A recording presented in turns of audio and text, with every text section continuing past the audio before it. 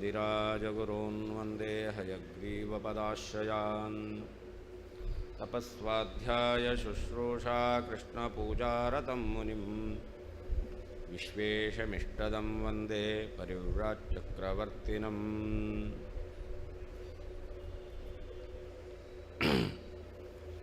ನೋಪಚಾರಾದಿತಸ್ಸಿದ್ಧಾಃ ತತ್ಸರ್ವಂಚ ಸರ್ವದಾ ಆತ್ಮಶಕ್ತಿವಿಶೇಷೇಣ ಸರ್ವಥಾ ನಿರ್ವಹೇತ್ಪರಂ.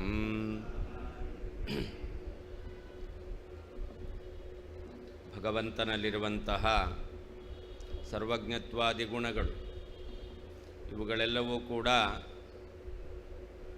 ಭಗವಂತನ ಸ್ವರೂಪಭೂತವಾದವುಗಳು. ಆ ಗುಣಗಳು ಔಪಚಾರಿಕವಾದ ಗುಣಗಳಲ್ಲ ಅಂತ ಹಿಂದೆ ಹೇಳಿದರು. ಇದರಿಂದ ಈ ಭಗವಂತನಲ್ಲಿರುವಂತಹ ಸರ್ವಜ್ಞತ್ವ ಮೊದಲಾಗಿರ್ತಕ್ಕಂತಹ ಗುಣಗಳಲ್ಲಿರುವ ಗುಣತ್ವ, ಅನಂತತ್ವ ಇದೆಲ್ಲವೂ ಕೂಡ ಔಪಚಾರಾದಿಗಳಿಂದ ಸಿದ್ಧವಾಗಿರ್ತಕ್ಕಂಥದ್ದಲ್ಲ. ಅದೆಲ್ಲವೂ ಕೂಡ ಭಗವಂತನ ವಿಶೇಷವಾದಂತಹ ಒಂದು ಶಕ್ತಿ ಇದೆ. ಭಗವಂತನ ವಿಶೇಷವಾದ ಸಾಮರ್ಥ್ಯದಿಂದ ಭಗವಂತ ಈ ಎಲ್ಲ ಗುಣಗಳನ್ನು ತನ್ನಲ್ಲಿ ಇದೆ, ತನ್ನಿಂದ ಅಭಿನ್ನವಾಗಿದೆ. ತಾನು ಒಬ್ಬ, ತನ್ನ ಗುಣಗಳು ಅನಂತ. ನೋಡಿ, ಅನಂತ ಗುಣಗಳು, ಅನಂತ ಗುಣಗಳು ಒಬ್ಬ ಭಗವಂತನಿಂದ ಅಭಿನ್ನವಾಗಿದೆ. ಹಾಗಾದರೆ ಒಬ್ಬನೇ ಭಗವಂತ, ಆದ್ದರಿಂದ ಗುಣಗಳು ಒಂದೇ ಆಗಬೇಕಲ್ಲ. ಭಗವಂತನಿಂದ ಅಭಿನ್ನವಾಗಿರ್ತಕ್ಕಂತಹ ಗುಣಗಳು ಒಂದೇ ಆಗಬೇಕು. ಹಾಗಾದರೆ ಅನಂತ ಗುಣಗಳು ಅಂತ ಹೇಗೆ? ಹಿಂದೆ ಹೇಳಿದರು. ಅನುಮಾನವನ್ನು ಹೇಳುವ ಮೂಲಕ ಭಗವಂತನಲ್ಲಿ ಅನಂತ ಗುಣಗಳಿದೆ, ಆ ಗುಣಗಳನ್ನು ಸಂಖ್ಯೆಯ ಗಣನೆ ಮಾಡಲಿಕ್ಕೆ ಸಾಧ್ಯವೇ ಇಲ್ಲ ಎಂಬುದಾಗಿ ಹೇಳಿದರು. ಹಾಗಾದರೆ ಭಗವಂತ ಒಬ್ಬನೇ, ಭಗವಂತನಿಂದ ಅಭಿನ್ನವಾಗಿರ್ತಕ್ಕಂತಹ ಗುಣಗಳು ಅದು ಒಂದೇ ಆಗಬೇಕಲ್ಲ. ಅದು ಅನಂತ ಹೇಗೆ ಅಂತ ಪ್ರಶ್ನೆ ಮಾಡಿದರೆ ಅದಕ್ಕೆ ಹೇಳ್ತಾ ಇದ್ದಾರೆ, ಭಗವಂತ ಆತ್ಮಶಕ್ತಿ ವಿಶೇಷೇಣ ನಿರ್ವಹೇ. ತನ್ನಲ್ಲಿರುವಂತಹ ಒಂದು ವಿಶಿಷ್ಟವಾದಂತಹ ಸಾಮರ್ಥ್ಯ, ಆ ಸಾಮರ್ಥ್ಯದಿಂದ ಭಗವಂತ ಅದನ್ನು ನಿರ್ವಾಹ ಮಾಡ್ತಾನೆ. ಉಪಚಾರಾದಿತಃ ಗೌಣವಾಗಿ ಸಿದ್ಧಾಃ ನ. ಅನಂತತ್ವ ಗುಣತ್ವಗಳು ಉಪಚಾರದಿಂದ ಸಿದ್ಧವಾದವುಗಳಲ್ಲ. ಪರಂ ಆದರೆ ತತ್ಸರ್ವಂ ಅಭೇದ ಗುಣತ್ವ ಎಲ್ಲವನ್ನೂ ಕೂಡ ಸರ್ವದಾ ಯಾವಾಗಲೂ ಪರಂ ಮುಖ್ಯವಾಗಿ ಆತ್ಮಶಕ್ತಿ ವಿಶೇಷೇಣ ತನ್ನ ಸಾಮರ್ಥ್ಯ ವಿಶೇಷದಿಂದ ಸರ್ವಥಾ ಎಲ್ಲ ರೀತಿಯಿಂದಲೂ ನಿರ್ವಹೇತ್ ನಿರ್ವಾಹ ಮಾಡುತ್ತಾನೆ. ಉಪಚಾರಾದಿತಃ ಗೌಣವಾಗಿ ಸಿದ್ಧಾಃ ನ. ಅನಂತತ್ವ ಗುಣತ್ವಗಳು ಸಿದ್ಧವಾದವುಗಳಲ್ಲ. ಪರಂ ಆದರೆ ತತ್ಸರ್ವಂ ಅಭೇದ ಗುಣತ್ವ ಅನಂತತ್ವ ಎಲ್ಲವನ್ನೂ ಕೂಡ ಸರ್ವದಾ ಯಾವಾಗಲೂ ಪರಂ ಮುಖ್ಯವಾಗಿ ಆತ್ಮಶಕ್ತಿ ವಿಶೇಷೇಣ ತನ್ನ ವಿಶೇಷ ಸಾಮರ್ಥ್ಯದಿಂದ ಸರ್ವಥಾ ಎಲ್ಲ ರೀತಿಯಿಂದಲೂ ನಿರ್ವಹೇತ್ ನಿರ್ವಾಹ ಮಾಡುತ್ತಾನೆ.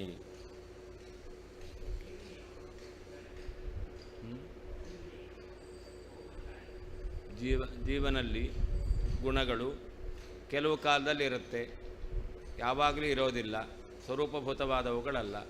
ಆದ್ದರಿಂದ ಅದನ್ನು ಔಪಚಾರಿಕ ಅಂತ ಹೇಳಿ. ನೋಪಚಾರಾದಿತಃ ಇತ್ಯಾದಿ ಪದೇನ ಭ್ರಾಂತಿ ಗ್ರಾಹ್ಯ ಅಂತ.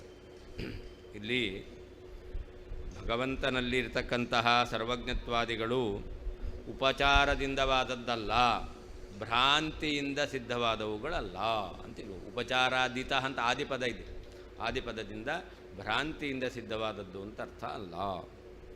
ಉಪಚಾರಾದಿಸಿದ್ಧಸ್ಯಾಪಿ ಹೇತುಕರಣೆ ಸಿಂಹತ್ವೇನ ದೇವದತ್ತಸ್ಯಾಪಿ ಪಶುತ್ವಸಾಧನಂ ಬಾಷ್ಪಾರೋಪಿತ ಧೂಮೇನ ವನ್ಹಿಮತ್ವಸಾಧನಂಚ ಪ್ರಸಜ್ಜೇತ ಇತಿ ಭಾವಃ.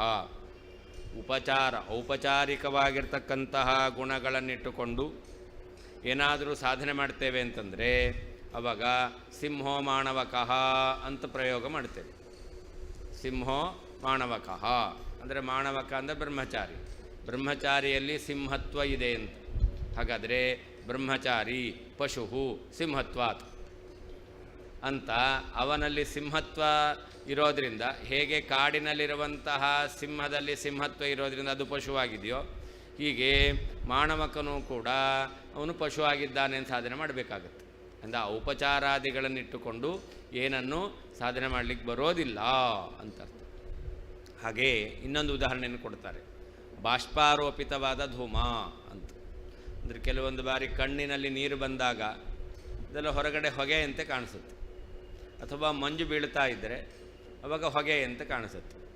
ಇದನ್ನು ಔಪಚಾರಿಕವಾದ ಧೂಮ ಅಂತ ಕರೀತಾರೆ. ಈ ಔಪಚಾರಿಕವಾದ ಧೂಮವನ್ನು ಇಟ್ಕೊಂಡು ವನ್ನಿ ಸಾಧನೆ ಮಾಡಲಿಕ್ಕೆ ಬರುತ್ತಾ? ಕಣ್ಣಿನಲ್ಲಿ ನೀರು ಸುರಿತಾ ಇದ್ದಾಗ ಅದು ಹೊಗೆಯಂತೆ ಕಾಣಿಸುತ್ತೆ, ಅದರಿಂದ ಬೆಂಕಿ ಇದೆ ಅಂತ ಸಾಧನೆ ಮಾಡಲಿಕ್ಕೆ ಬರುತ್ತಾ? ಇಲ್ಲ. ಹಾಗೇ ಮಂಜು ಬೀಳ್ತಾ ಇದೆ, ಅದು ಹೊಗೆಯಂತೆ ಕಾಣಿಸುತ್ತೆ, ಅದರಿಂದ ಬೆಂಕಿ ಇದೆ ಅಂತ ಸಾಧನೆ ಮಾಡಲಿಕ್ಕೆ ಬರುತ್ತಾ? ಇಲ್ಲ. ಅದರಿಂದ ಔಪಚಾರಿಕವಾದ ಗುಣಗಳಿಂದ ಸಾಧನೆ ಮಾಡಲಿಕ್ಕೆ ಬರೋದಿಲ್ಲ. ಭಗವಂತನಲ್ಲಿ ಇರತಕ್ಕಂಥ ಗುಣಗಳು ಔಪಚಾರಿಕ ಅಲ್ಲ.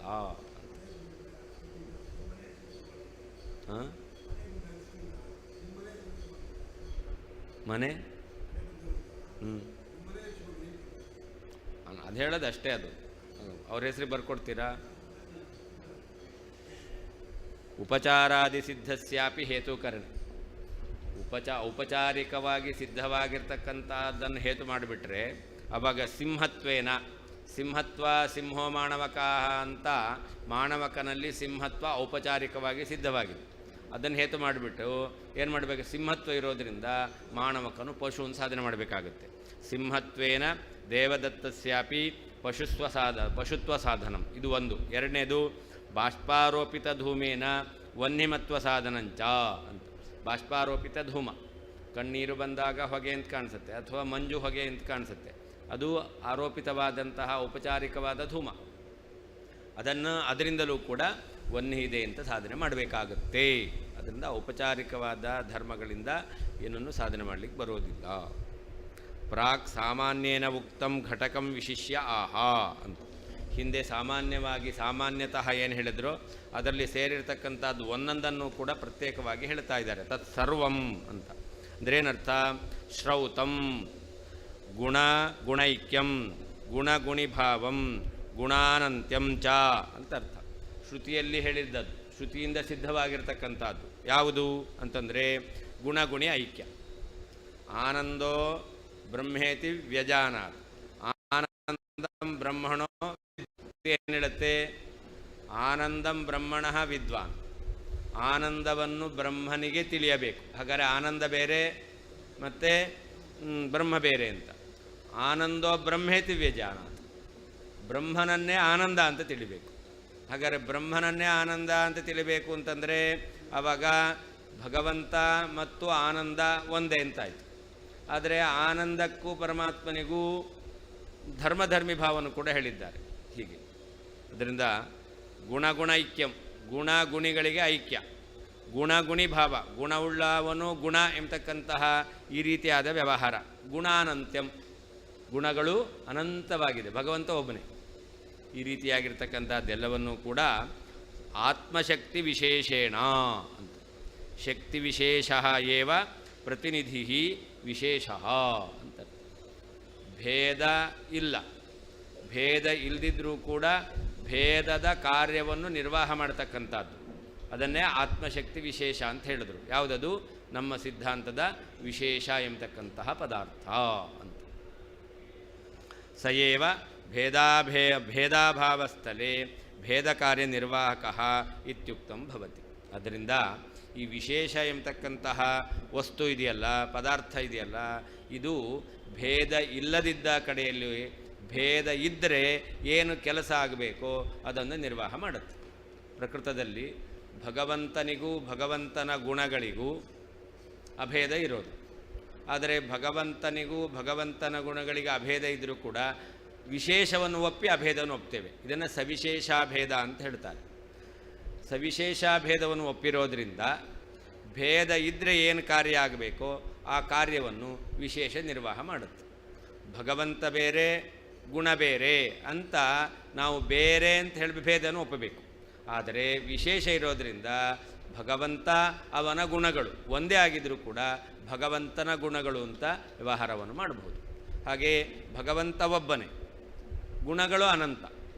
ಅಂದರೆ ಒಬ್ಬನಾದ ಭಗವಂತನಿಂದ ಅಭಿನ್ನವಾದ ಗುಣಗಳು ಒಂದೇ ಅಂತ ಆಗಬೇಕಲ್ಲ.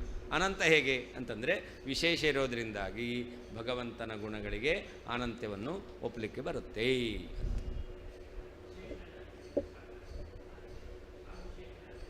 ಹಾಂ ಹಾಂ ಹಾಂ ಅದೇ ಅಭೇದ ಇದೆ, ವಿಶೇಷ ಸಹಿತವಾದ ಅಭೇದ ಇದೆ. ಅದಕ್ಕೆ ವಿಶೇಷ ಸಹಿತವಾದ ಅಭೇದ ಅನ್ನಲಿಕ್ಕೆ ಸವಿಶೇಷ ಅಭೇದ ಅಂತ ಹೇಳೋದು. ಅಭೇದ ಇರೋದು, ವಿಶೇಷ ಸಹಿತವಾದ ಅಭೇದ ಇದೆ. ನಿರ್ವಿಶೇಷ ಅಭೇದ ಬಿಟ್ಟರೆ ಆವಾಗ ಈ ವ್ಯವಹಾರವನ್ನೆಲ್ಲ ಕೂಡಿಸ್ಲಿಕ್ಕೆ ಬರೋದಿಲ್ಲ. ಅಂದರೆ ಅಭೇದ ಐಕ್ಯ ಇದೆ, ಆದರೆ ವಿಶೇಷ ಸಹಿತವಾದ ಐಕ್ಯ ಇದೆ.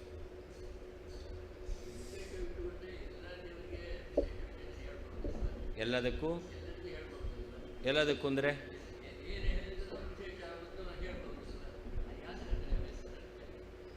ಅರ್ಥ ಆಗಲಿಲ್ಲ.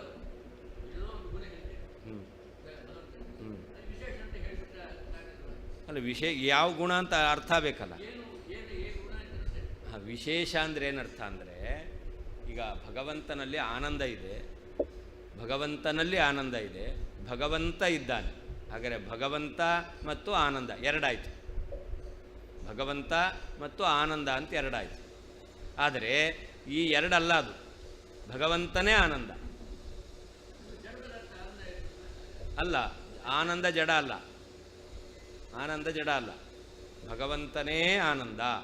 ಭಗವಂತ ಹೇಗೆ ಚೈತನ್ಯ ಸ್ವರೂಪಿಯೋ ಭಗವಂತನ ಆನಂದವೂ ಕೂಡ ಚೈತನ್ಯ ಸ್ವರೂಪವಾದದ್ದೇ. ಹಾಗಾದರೆ ಭಗವಂತ ಆನಂದ ಅಂತ ಎರಡು ಹೆಂಗೆ ಹೇಳ್ತೀರ? ಭಗವಂತ ಆನಂದ ಭಗವಂತನ ಸ್ವರೂಪ. ಹಾಗಾದರೆ ಭಗವಂತನ ಸ್ವರೂಪ ಆದಮೇಲೆ ಆನಂದ ಅಂದರು ಭಗವಂತ ಅಂದರು ಒಂದೇ ಆಗಬೇಕು. ಹಾಂ, ಅದಕ್ಕೆ ಹೇಳಿದ್ದು. ಈಗ ಹೇಳ್ತೇವಲ್ಲ, ಭಗವಂತನಲ್ಲಿ ಆನಂದ ಅಂತ ವ್ಯವಹಾರ ಮಾಡ್ತೇವಲ್ಲ, ಈ ವ್ಯವಹಾರವನ್ನು ನಿರ್ವಾಹ ಮಾಡಲಿಕ್ಕೆ ವಿಶೇಷ ಎಂಬತಕ್ಕಂಥ ಒಂದು ಪದಾರ್ಥ ಇದೆ. ಆದ್ದರಿಂದ ಭಗವಂತನೂ ಆನಂದನೂ ಒಂದೇ ಆದರೂ ಕೂಡ ಭಗವಂತನಲ್ಲಿ ಆನಂದ ಅಂತ ವ್ಯವಹಾರ ಮಾಡ್ತೇವೆ. ಅದು ವಿಶೇಷ ಎಂಬತಕ್ಕಂಥ ಪದಾರ್ಥದಿಂದ ಮಾಡ್ತಕ್ಕಂಥದ್ದು. ಹಾಂ ಹಾಂ ಪ್ರಾಚುರ್ಯ ಅಲ್ಲ. ಪ್ರಾಚುರ್ಯ ಅಂತಂದರೆ ಆಧಿಕ್ಯ ಅಂತ ಅರ್ಥ. ಸೂರ್ಯನ ಪ್ರಕಾಶ ಅದು ಪ್ರಾಚುರ್ಯವುಳ್ಳದ್ದು. ಅಂದರೆ ಏನರ್ಥ?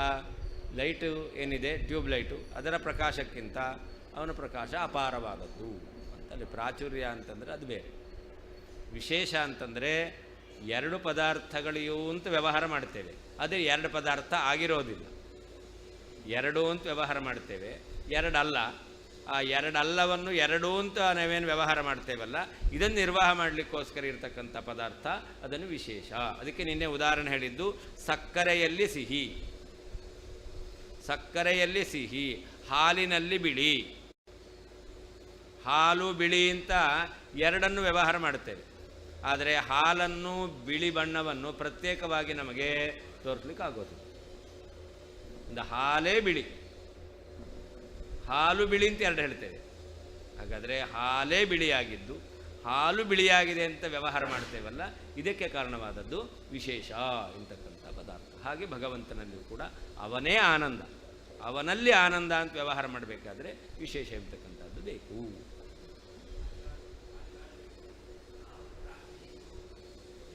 ಹೇಳಿಲ್ಲ. ಯತಸೂತ್ರಕೃದಪ್ಯಾಹ ವಿಚಿತ್ರಾಂ ಶಕ್ತಿಮಾತ್ಮನಿ ಧನೀವಕ್ತಿ ಧನಾನಂತ್ಯಂ ಅನುವಕ್ತ್ಯನುಯಾಯ್ಯಪಿ ಪ್ರತಿವಕ್ತಿ ಕಥಂ ಯಸ್ತೌ ನ ಶೃಣೋತಿ ನ ಪಶ್ಯತಿ ಅತೋ ವಿಷ್ಣೋರ್ಗುಣಾನಂತ್ಯಂ ಅಭೂತ್ ಸರ್ವಮನೋಹರಂ. ಸೂತ್ರಕಾರರು ಕೂಡ ಭಗವಂತನಲ್ಲಿ ವಿಚಿತ್ರವಾಗಿರ್ತಕ್ಕಂತಹ ಶಕ್ತಿ ಇದೆ ಎಂಬತಕ್ಕಂಥದ್ದನ್ನು ಹೇಳಿದ್ದಾರೆ. ಆತ್ಮನಿ ಚೈವಂ ವಿಚಿತ್ರಾಶ್ಚಹಿ ಅಂತ ಬ್ರಹ್ಮಸೂತ್ರ.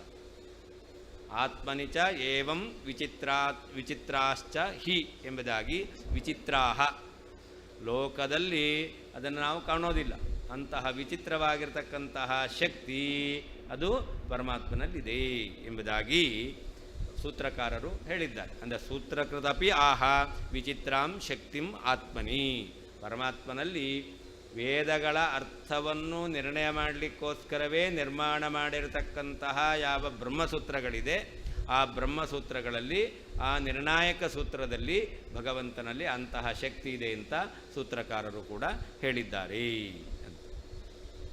ಇನ್ನು ಧನ ಉಳ್ಳಂತಹ ವ್ಯಕ್ತಿ ತನ್ನಲ್ಲಿರುವಂತಹ ಧನ ಅನಂತ ಅಂತ ಹೇಳ್ಬೋದು ಅಲ್ವಾ.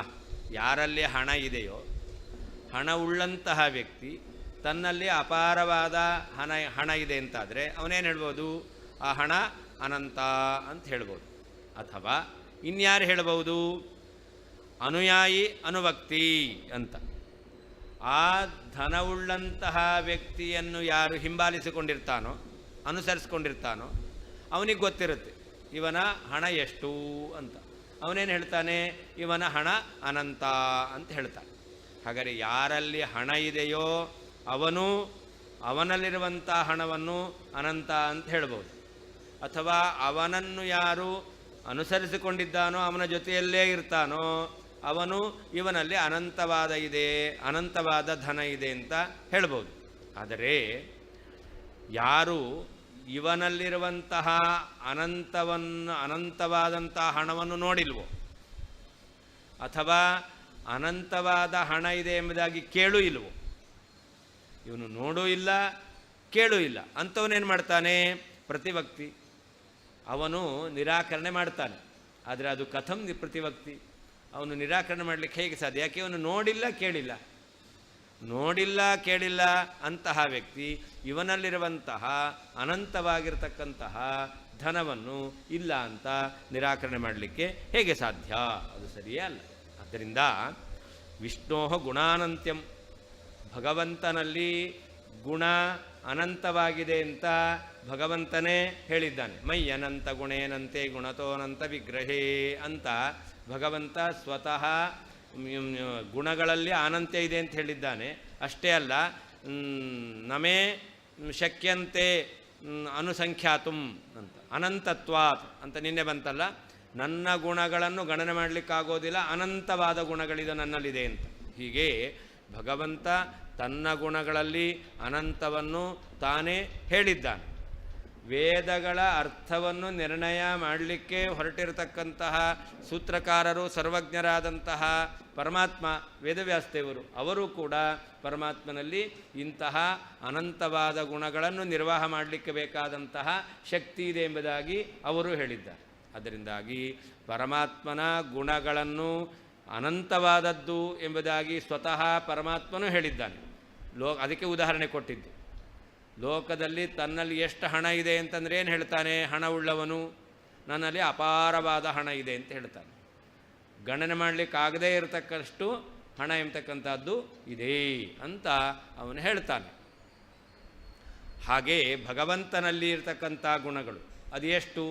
ಭಗವಂತ ಹೇಳ್ತಾನೆ, ನನ್ನಲ್ಲಿರ್ತಕ್ಕಂಥ ಗುಣಗಳು ಅದನ್ನು ಗಣನೆ ಮಾಡಲಿಕ್ಕೆ ಆಗೋದಿಲ್ಲ ಅಂತ. ಹಾಗೆ ಒಬ್ಬ ವ್ಯಕ್ತಿಯಲ್ಲಿರ್ತಕ್ಕಂಥ ಹಣ ಅದು ತುಂಬ ಎಂಬುದಾಗಿ ಇನ್ನೊಬ್ಬ ಹೇಳ್ಬೋದು. ಯಾರು ಅಂತಂದರೆ ಅವನ ಒಡನಾಟ ಉಳ್ಳವನು, ಅವನ ಜೊತೆಯಲ್ಲಿ ಅವನನ್ನು ಅನುಸರಿಸ್ಕೊಂಡು ಹೋಗ್ತಕ್ಕಂಥವನು. ಹಾಗೆ ಇಲ್ಲಿಯೂ ಕೂಡ ಭಗವಂತನ ಗುಣ ಅನಂತ ಎಂಬುದಾಗಿ ಯಾರು ಹೇಳ್ತಾರೆ? ಯಾರು ಭಗವಂತನನ್ನು ಅನುಸರಿಸಿಕೊಂಡಿದ್ದಾರೋ, ಭಗವದ್ಭಕ್ತರಾಗಿದ್ದಾರೋ, ವಾಯುದೇವರು, ಲಕ್ಷ್ಮೀದೇವಿ, ಇವರೆಲ್ಲ ಭಗವಂತನ ಗುಣಗಳನ್ನು ಅನಂತ ಎಂಬುದಾಗಿ ಹೇಳ್ತಾರೆ. ಯಾರು ಭಗವಂತನಲ್ಲಿ ಅನಂತ ಗುಣ ಇದೆ ಎಂಬತಕ್ಕಂಥದ್ದನ್ನು ಕೇಳಿಲ್ವೋ, ನೋಡಿಯೇ ಇಲ್ವೋ, ಅಂತಹ ವ್ಯಕ್ತಿ ಭಗವಂತನಲ್ಲಿ ಅನಂತ ಗುಣ ಎಂಬತಕ್ಕಂಥದ್ದನ್ನು ನಿರಾಕರಣೆ ಮಾಡಲಿಕ್ಕೆ ಹೇಗೆ ಸಾಧ್ಯ? ಸಾಧ್ಯವೇ ಇಲ್ಲ. ಅದರಿಂದ ಮಾಯಾವಾದಿಗಳು ಭಗವಂತನ ಅನಂತ ಗುಣಗಳನ್ನು ಕೇಳೂ ಇಲ್ಲ, ನೋಡೂ ಇಲ್ಲ, ಅಂಥವರು ನಿರಾಕರಣೆ ಮಾಡ್ತಾರೆ ಅಂತಂದರೆ, ನಿರ್ಗುಣ ಅಂತ ಹೇಳ್ತಾರೆ ಅಂತಂದರೆ ಅದನ್ನು ಒಪ್ಪಲಿಕ್ಕೆ ಬರೋದಿಲ್ಲ. ಆದ್ದರಿಂದ ಭಗವಂತ ಅವನು ಗುಣಾನಂತ್ಯಂ ವಿಷ್ಣು, ಭಗವಂತನಲ್ಲಿ ಅನಂತವಾದ ಗುಣಗಳಿದೆ ಎಂಬತಕ್ಕಂಥದ್ದು ಸರ್ವ ಮನೋಹರಂ, ಅದು ಎಲ್ಲರಿಗೂ ಮನಸ್ಸಿಗೆ ಆನಂದವನ್ನು ಉಂಟು ಮಾಡತಕ್ಕಂಥದ್ದೇ ಆಗಿದೆ. ಭಗವಂತ ನಿರ್ಗುಣ ಅಲ್ಲ, ಅನಿರ್ಗುಣ ಅಂತ ಹೇಳಿದ್ರು. ಒಂದು ವೇಳೆ ನಿರ್ಗುಣ ಅಂತ ಮಾಡ್ತೀರಾ ಅಂತಂದರೆ ಸತ್ವರಜಸ್ತಮೋ ಗುಣಗಳಿಲ್ಲ, ಪ್ರಾಕೃತಿಕವಾದ ಗುಣಗಳಿಲ್ಲ, ಬಂಧಕವಾದ ಗುಣಗಳಿಲ್ಲ, ದುಃಖಕ್ಕೆ ಕಾರಣವಾದ ಗುಣಗಳಿಲ್ಲ ಅಂತ ಅರ್ಥ ಮಾಡಬೇಕು. ಯತಃ ಯಾವ ಕಾರಣದಿಂದ ಸೂತ್ರಕೃದಪಿ ಬ್ರಹ್ಮಸೂತ್ರಕಾರರಾದ ವೇದವ್ಯಾಸದೇವರು ಕೂಡ ವಿಚಿತ್ರಾಂ ಶಕ್ತಿಂ, ವಿಚಿತ್ರ ಶಕ್ತಿಯನ್ನು ಆಹಾ ಭಗವಂತನಲ್ಲಿ ಇದೆ ಎಂಬುದಾಗಿ ಹೇಳಿದ್ದಾರೋ, ಧನಿಕನಾದವನು ಧನಾನಂತ್ಯಂ, ತನ್ನಲ್ಲಿ ಇರುವಂತಹ ಹಣದ ಅನಂತ್ಯವನ್ನು ವಕ್ತಿ ಹೇಳುತ್ತಾನೆ. ಅನುಯಾಯ್ಯಪಿ, ಹಣವುಳ್ಳ ವ್ಯಕ್ತಿಯನ್ನು ಹಿಂಬಾಲಿಸುವವನು ಕೂಡ ಅನುವಕ್ತಿ, ಅದಕ್ಕೆ ಅನುಗುಣವಾಗಿ ಅನಂತ ಹಣ ಇದೆ ಎಂಬುದಾಗಿ ಹೇಳ್ತಾನೆ. ಯಾರು ತೌ, ಈ ಇಬ್ಬರನ್ನೂ ಕೂಡ ನ ಪಶ್ಯತಿ, ನೋಡಿಲ್ಲವೋ, ನ ಶೃಣೋತಿ, ಕೇಳೂ ಇಲ್ಲವೋ, ಅಂತಹ ವ್ಯಕ್ತಿಯು ಕಥಂ, ಹೇಗೆ, ಪ್ರತಿವಕ್ತಿ, ನಿರಾಕರಣೆಯನ್ನು ಮಾಡ್ತಾನೆ. ಅತಃ, ಆದ್ದರಿಂದ ವಿಷ್ಣೋ ಪರಮಾತ್ಮನ ಗುಣಾನಂತ್ಯಂ, ಅನಂತ ಗುಣತ್ವ ಎಂಬತಕ್ಕಂಥದ್ದು ಸರ್ವ ಮನೋಹರಂ, ಎಲ್ಲರಿಗೂ ಮನಸ್ಸಿಗೆ ಸಂತೋಷವನ್ನು ಉಂಟು ಮಾಡತಕ್ಕಂಥದ್ದು ಅಭೂತ್ ಆಗಿದೆ. ಯತಃ ಯಾವ ಕಾರಣದಿಂದ ಸೂತ್ರಕೃದಪಿ ಬ್ರಹ್ಮಸೂತ್ರಕಾರರು ಕೂಡ ವಿಚಿತ್ರಾಂ ಶಕ್ತಿಂ, ವಿಚಿತ್ರವಾದ ಶಕ್ತಿಯನ್ನು ಆಹಾ ಭಗವಂತನಲ್ಲಿ ಹೇಳಿದ್ದಾರೆ. ಆತ್ಮನಿ ಚೈವಂ ವಿಚಿತ್ರಾಶ್ಚಹಿ ಎಂಬತಕ್ಕಂತಹ ಸೂತ್ರದಲ್ಲಿ ಭಗವಂತನಿಗೆ ವಿಚಿತ್ರವಾದ ಶಕ್ತಿ ಇದೆ ಎಂಬುದಾಗಿ ಹೇಳಿದ್ದಾರೆ. ಧನಿ, ಹಣವುಳ್ಳವನು, ಧನಾನಂತ್ಯಂ, ತನ್ನ ಹಣದ ಅನಂತ್ಯವನ್ನು ವಕ್ತಿ ಹೇಳುತ್ತಾನೆ. ಅನುಯಾಯ್ಯಪಿ, ಆ ಧನವುಳ್ಳವನನ್ನು ಅನುಸರಿಸಿಕೊಂಡು ಹೋಗುವವನು ಕೂಡ ಅನುವಕ್ತಿ, ಅದೇ ರೀತಿಯಲ್ಲಿ ಹಣ ಉಳ್ಳವನೆಂಬುದಾಗಿ ಹೇಳ್ತಾನೆ. ಯಾರು ತೌ, ಆ ಧನವುಳ್ಳವನನ್ನು ಅನುಸರಿಸಿ ಹೋಗತಕ್ಕಂಥವನನ್ನು ಕೂಡ ನ ಶೃಣೋತಿ, ಕೇಳಿಲ್ಲವೋ, ನ ಪಶ್ಯತಿ, ನೋಡಿಲ್ಲವೋ, ಅಂತಹ ವ್ಯಕ್ತಿಯು ಕಥಂ, ಹೇಗೆ, ಪ್ರತಿವಕ್ತಿ, ಆ ಗುಣ ಧನ ಅನಂತ್ಯವನ್ನು ನಿರಾಕರಣೆ ಮಾಡ್ತಾನೆ. ಅತಃ, ಆದ್ದರಿಂದ ವಿಷ್ಣೋ ಪರಮಾತ್ಮನ ಗುಣಾನಂತ್ಯಂ, ಅನಂತ ಗುಣತ್ವ ಎಂಬತಕ್ಕಂಥದ್ದು ಸರ್ವ ಮನೋಹರಂ, ಎಲ್ಲರಿಗೂ ಮನಸ್ಸಿಗೆ ಆನಂದವನ್ನುಂಟು ಮಾಡತಕ್ಕಂಥದ್ದು ಅಭೂತ್ ಆಗಿದೆ. ಸೂತ್ರಸಮ್ಮತ್ಯ ಅಪಿ ಅಯಂ ವಿಶೇಷ ಅಪಿ ಅಂಗೀಕಾರ್ಯ ಇತ್ಯಾಹ. ಭಗವಂತನಲ್ಲಿ ಅನಂತ ಗುಣಗಳಿದೆ ಎಂಬುದನ್ನು ನಿರ್ವಾಹ ಮಾಡಬೇಕಾದಂತಹ ಯಾವ ವಿಶೇಷ ಎಂಬತಕ್ಕಂಥದ್ದನ್ನು ಒಪ್ಪಬೇಕು ಅಂತಂದು ಹೇಳಿದ್ರು. ಅದಕ್ಕೆ ಹೇಳ್ತಾರೆ ಸೂತ್ರಸಮ್ಮತ್ಯ ಅಪಿ, ಸೂತ್ರಕಾರರ ಸಮ್ಮತಿಯೂ ಇರೋದರಿಂದಾಗಿ ಅಯಂ ವಿಶೇಷ ಅಪಿ ಅಂಗೀಕಾರ್ಯ, ಈ ವಿಶೇಷವನ್ನು ಭಗವಂತನಲ್ಲಿ ಒಪ್ಪಬೇಕು ಅಂತ ಹೇಳ್ತಾ ಇದ್ದಾರೆ. ಯತಃ ಇತಿ ವಿಚಿತ್ರಾಂ ಶಕ್ತಿಮಾತ್ಮನಿ ಅಂತ ಮೂಲದ ಶ್ಲೋಕದಲ್ಲಿದೆ. ಅದಕ್ಕೇನರ್ಥ, ಇತ್ಯನೇನ ಆತ್ಮನಿ ಚೈವಂ ವಿಚಿತ್ರಾಶ್ಚಹಿ ಇತಿ ಸೂತ್ರಂ ಅಭಿಪ್ರೈತಿ. ವಿಚಿತ್ರವಾದ ಶಕ್ತಿಯನ್ನು ಹೇಳಿದ್ದಾರೆ ಅಂದರೆ ಆ ಶಕ್ತಿ ಇದೆ ಎಂಬುದಾಗಿ ಹೇಳ್ತಕ್ಕಂಥ ಬ್ರಹ್ಮಸೂತ್ರ ಯಾವುದು? ಆತ್ಮನಿ ಚೈವಂ ವಿಚಿತ್ರಾಶ್ಚಹಿ ಎಂಬತಕ್ಕಂಥ ಸೂತ್ರ. ತತಃ ವಿಶೇಷಸ್ಯ ಪ್ರಾಮಾಣಿಕತ್ವಾತ್, ಭಗವಂತನಲ್ಲಿರುವಂಥ ವಿಶೇಷ ಅದು ಪ್ರಮಾಣ ಸಿದ್ಧವಾದದ್ದು ಅಂತ, ಪ್ರಾಮಾಣಿಕ ಅಂತ ಆಯಿತು. ಆದ್ದರಿಂದ ಶಕ್ತಿ ವಿಶೇಷೇಣ ನಿರ್ವಹೇದಿತಿ ಪೂರ್ವೇಣ ಅನ್ವಯ. ಸೂತ್ರಕಾರರು ಭಗವಂತನಲ್ಲಿ ವಿಶೇಷ ಇದೆ ಎಂಬುದಾಗಿ ಹೇಳಿದ್ದಾರೆ. ಆದ್ದರಿಂದ ವಿಶೇಷ ಎಂಬತಕ್ಕಂಥದ್ದು ಪ್ರಮಾಣ ಸಿದ್ಧವಾದದ್ದಾಯಿತು. ಪ್ರಮಾಣ ಸಿದ್ಧವಾದಂಥ ವಿಶೇಷದಿಂದ ಭಗವಂತನಲ್ಲಿ ಗುಣಗುಣಿ ಭಾವ, ಭಗವಂತನಕ್ಕೂ ಗುಣಕ್ಕೂ ಗುಣಗುಣಿ ಭಾವ, ಗುಣಕ್ಕೂ ಭಗವಂತನಿಗೂ ಐಕ್ಯ, ಗುಣಗುಣಿಗಳಿಗೆ ಐಕ್ಯ, ಗುಣಗಳಿಗೆ ಅನಂತತ್ವ, ಇದೆಲ್ಲವನ್ನು ಕೂಡ ನಿರ್ವಾಹ ಮಾಡಬಹುದು ಅಂತ ಹಿಂದಿನ ಶ್ಲೋಕದಿಂದ ಅನ್ವಯ ಮಾಡಿಕೊಳ್ಬೇಕು. ಉಕ್ತವಿಧಯ ಹರಿಣ ಸ್ವಗುಣಾನಂತ್ಯೇ ಕಥಿತೆ ಗುಣಪಾರ ಅದರ್ಶಿನ ಶೇಷೇಣ ಚ ಗುಣಾನಂತ್ಯೇ ಅಂಗೀಕೃತೆ ಕಹ ಅನ್ಯಃ ನರಃ ತದಭಾವಂ ಭಾವಯೇತ್ ಇತ್ಯತ್ರ ಲೌಕಿಕ ದೃಷ್ಟಾಂತಮಾಹ ಧನಿ ಇತಿ. ಹಿಂದೆ ಹೇಳಿದ ಹಾಗೆ ಭಗವಂತನ ಗುಣಗಳು ಅನಂತವಾಗಿದೆ. ಆ ಭಗವಂತನ ಗುಣಗಳು ಅನಂತವಾಗಿದೆ ಅಂತ ಭಗವಂತನೇ ಹೇಳಿದ್ದಾನೆ. ಮಯ್ಯನಂತ ಗುಣೇನಂತೆ ಗುಣತೋನಂತ ವಿಗ್ರಹೇ ಎಂಬುದಾಗಿ ಭಗವಂತನೇ ಹೇಳಿದ್ದಾನೆ. ಹಾಗೆ ಅನಂತತ್ವಾತ್ ನ ಶಕ್ಯಂತೆ ಅನುಸಂಖ್ಯಾತುಂ ಎಂಬುದಾಗಿ ಕೂಡ ಭಗವಂತ ಹೇಳಿದ್ದಾನೆ. ಹೀಗೆ ಭಗವಂತನೇ ತನ್ನ ಗುಣಗಳ ಅನಂತತ್ವವನ್ನು ಹೇಳಿರಬೇಕಾದ್ರೆ ಇನ್ಯಾರು ಅನುಯಾಯಿ ಅಂತ ಹೇಳೋದು? ಅದ್ಯಾರು ಅಂತಂದರೆ ಗುಣಪಾರ ಅದರ್ಶಿನ ಶೇಷೇಣಚ. ಗುಣಗಳು ಇಷ್ಟೇ ಎಂಬುದಾಗಿ ಅದರ ಕೊನೆಯನ್ನು ನೋಡದೇ ಇರತಕ್ಕಂಥವ್ನು ಯಾರು? ಭಗವಂತನ ಜೊತೆಯಲ್ಲೇ ಇರತಕ್ಕಂಥವನು ಶೇಷ. ಅವನು ಸಾವಿರಾರು ಮುಖವುಳ್ಳವನು. ಅಂತಹ ಶೇಷ ಭಗವಂತನ ಜೊತೆಯಲ್ಲೇ ಇದ್ದಾನೆ. ಭಗವಂತನ ಜೊತೆಯಲ್ಲಿರ್ತಕ್ಕಂಥ ಶೇಷನಿಗೂ ಕೂಡ ಭಗವಂತನ ಗುಣಗಳು ಇಷ್ಟೇ ಎಂಬುದಾಗಿ ತಿಳಿಯಲಿಲ್ಲ. ಅವನು ಪಾರ ಅದರ್ಶಿನ, ಅದರ ಕೊನೆಯನ್ನು ಅವನು ಕೂಡ ತಿಳಿದಿಲ್ಲ. ಅಂತಹ ಶೇಷೇಣಚ ಗುಣಾನಂತ್ಯ ಅಂಗೀಕೃತ. ಗುಣಗಳು ಅನಂತವಾಗಿದೆ ಎಂಬುದಾಗಿ ಒಪ್ಪಿರೋದ್ರಿಂದ ಕಹ ಅನ್ಯಃ ನರಃ, ಇನ್ಯಾವೋ ಒಬ್ಬ ಮನುಷ್ಯ ಅವನು ತದಭಾವಂ ಭಾವಯೇತ್, ಆ ಭಗವಂತನಲ್ಲಿ ಗುಣಾನಂತ್ಯ ಇಲ್ಲ ಎಂಬುದಾಗಿ ಹೇಳ್ತಾನೆ ಅಂತಂದರೆ ಅದು ಸರಿಯಲ್ಲ ಎಂಬುದಕ್ಕೆ ಲೌಕಿಕವಾದ ದೃಷ್ಟಾಂತವನ್ನು ಹೇಳ್ತಾರೆ. ಲೌಕಿಕ ದೃಷ್ಟಾಂತ ಮಹಾ ಅಂತ. ಏನಂತ? ಧನೀಭಕ್ತಿ ಧನಾನಂತ್ಯಂ ಎಂತಕ್ಕಂಥದ್ದು. ಉಕ್ತಂ ಉಪಸಂಹರತಿ. ಇಷ್ಟರ ತನಕ ಏನು ಭಗವಂತನಲ್ಲಿ ಗುಣಾನಂತ್ಯ ಇದೆ ಅಂತ ಹೇಳಿದ್ದಾರೆ ಅದನ್ನು ಉಪಸಂಹಾರ ಮಾಡ್ತಾ ಇದ್ದಾರೆ. ಅತಃ ಇತಿ. ಅತಃ ಅಂದರೆ ಏನರ್ಥ? ಶ್ರುತಿಯುಕ್ತಿ ಸದ್ಭಾವಾತ್. ಭಗವಂತನಲ್ಲಿ ಅನಂತ ಗುಣ ಇದೆ ಎಂಬುದಾಗಿ ಶ್ರುತಿ ಇದೆ, ಶ್ರುತಿ ಹೇಳ್ತಾ ಇದೆ. ಯುಕ್ತಿಯೂ ಇದೆ. ಹೀಗೆ ಶ್ರುತಿಯುಕ್ತಿಗಳಿಂದ ಭಗವಂತನ ಗುಣಾನಂತ್ಯ ಎಂಬತಕ್ಕಂಥದ್ದು ಸಿದ್ಧವಾಗಿರೋದ್ರಿಂದ ಭಗವಂತನನ್ನು ನಿರ್ಗುಣ ಅಂತ ಹೇಳೋದು ಸರಿಯಲ್ಲ. ಮಿಥ್ಯೋಪಾದಿಕ ಸಾರ್ವಜ್ಞ ಮಿಥ್ಯಾತ್ವಾನ್ನೈಕತೇತಿ ಚೇತ್ ಸತ್ಯವಿಶ್ವಸ್ಯ ಸಾಮರ್ಥ್ಯಾತ್ ಇತಿ ತಸ್ಯೋತ್ತರಂ ವದೇತ್. ಅವರು ಹೇಳ್ತಾರೆ, ಭಗವಂತನಲ್ಲಿ ಸರ್ವಜ್ಞತ್ವ ಇದೆ ಅಂತ ಹೇಳಬೇಕು. ಸರ್ವಜ್ಞ ಅಂದರೆ ಏನರ್ಥ? ಎಲ್ಲವನ್ನೂ ತಿಳಿದವನು. ಭಗವಂತನು ಸರ್ವಜ್ಞ ಅನ್ನೋದು ಮಿಥ್ಯಾ ಅಂತ ಅವ್ರು ಹೇಳಿದ್ರು, ಔಪಚಾರಿಕ ಅಂತ. ಭಗವಂತನಲ್ಲಿರುವ ಸರ್ವಜ್ಞತ್ವ ಸತ್ಯ ಅಲ್ಲ, ಮಿಥ್ಯಾ, ಔಪಚಾರಿಕ ಅಂತ ಹೇಳೋದು. ಯಾಕೆ ಅದನ್ನು ಔಪಚಾರಿಕ ಅಂತ ಹೇಳೋದು?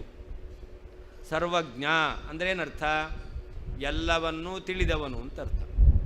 ಆ ಎಲ್ಲವನ್ನೂ ತಿಳಿದವನು ಅನ್ನೋದರಲ್ಲಿ ಯಾವ ಸೇರಿಕೊಂಡಿದೆ? ಎಲ್ಲ ಅನ್ನೋದು ಸೇರಿಕೊಂಡಿದೆ. ಎಲ್ಲ ಅಂದ್ರೇನು? ಈ ಜಗತ್ತಿನಲ್ಲಿರ್ತಕ್ಕಂತಹ ಜೀವಿಗಳು, ವಸ್ತುಗಳು ಅಂತ ಅರ್ಥ. ಅದೆಲ್ಲವೂ ಮಿಥ್ಯೆ ಆಗಿದೆ, ಅದೆಲ್ಲವೂ ಕೂಡ ಮಿಥ್ಯೆ ಆಗಿದೆ. ಅಂದರೆ ಸರ್ವ ಪದಾರ್ಥಗಳು ಮಿಥ್ಯೆ ಆದ್ದರಿಂದ ಸರ್ವ ಪದಾರ್ಥಗಳನ್ನು ತಿಳಿದಿದ್ದಾನೆ ಅನ್ನೋದು ಮಿಥ್ಯೆ ಆಗಬೇಕು ತಾನೆ. ಇಲ್ಲಿರುವಂತಹ ವಸ್ತು ಅದು ರಜತ ಅಲ್ಲ, ಅದನ್ನು ರಜತ ಅಂತ ತಿಳಿದಿದ್ದಾನೆ ಅಂತಾದರೆ ರಜತ ಅಂತ ತಿಳಿದಿದ್ದಾನೆ ಅನ್ನೋದು ಮಿಥ್ಯ ತಾನೆ.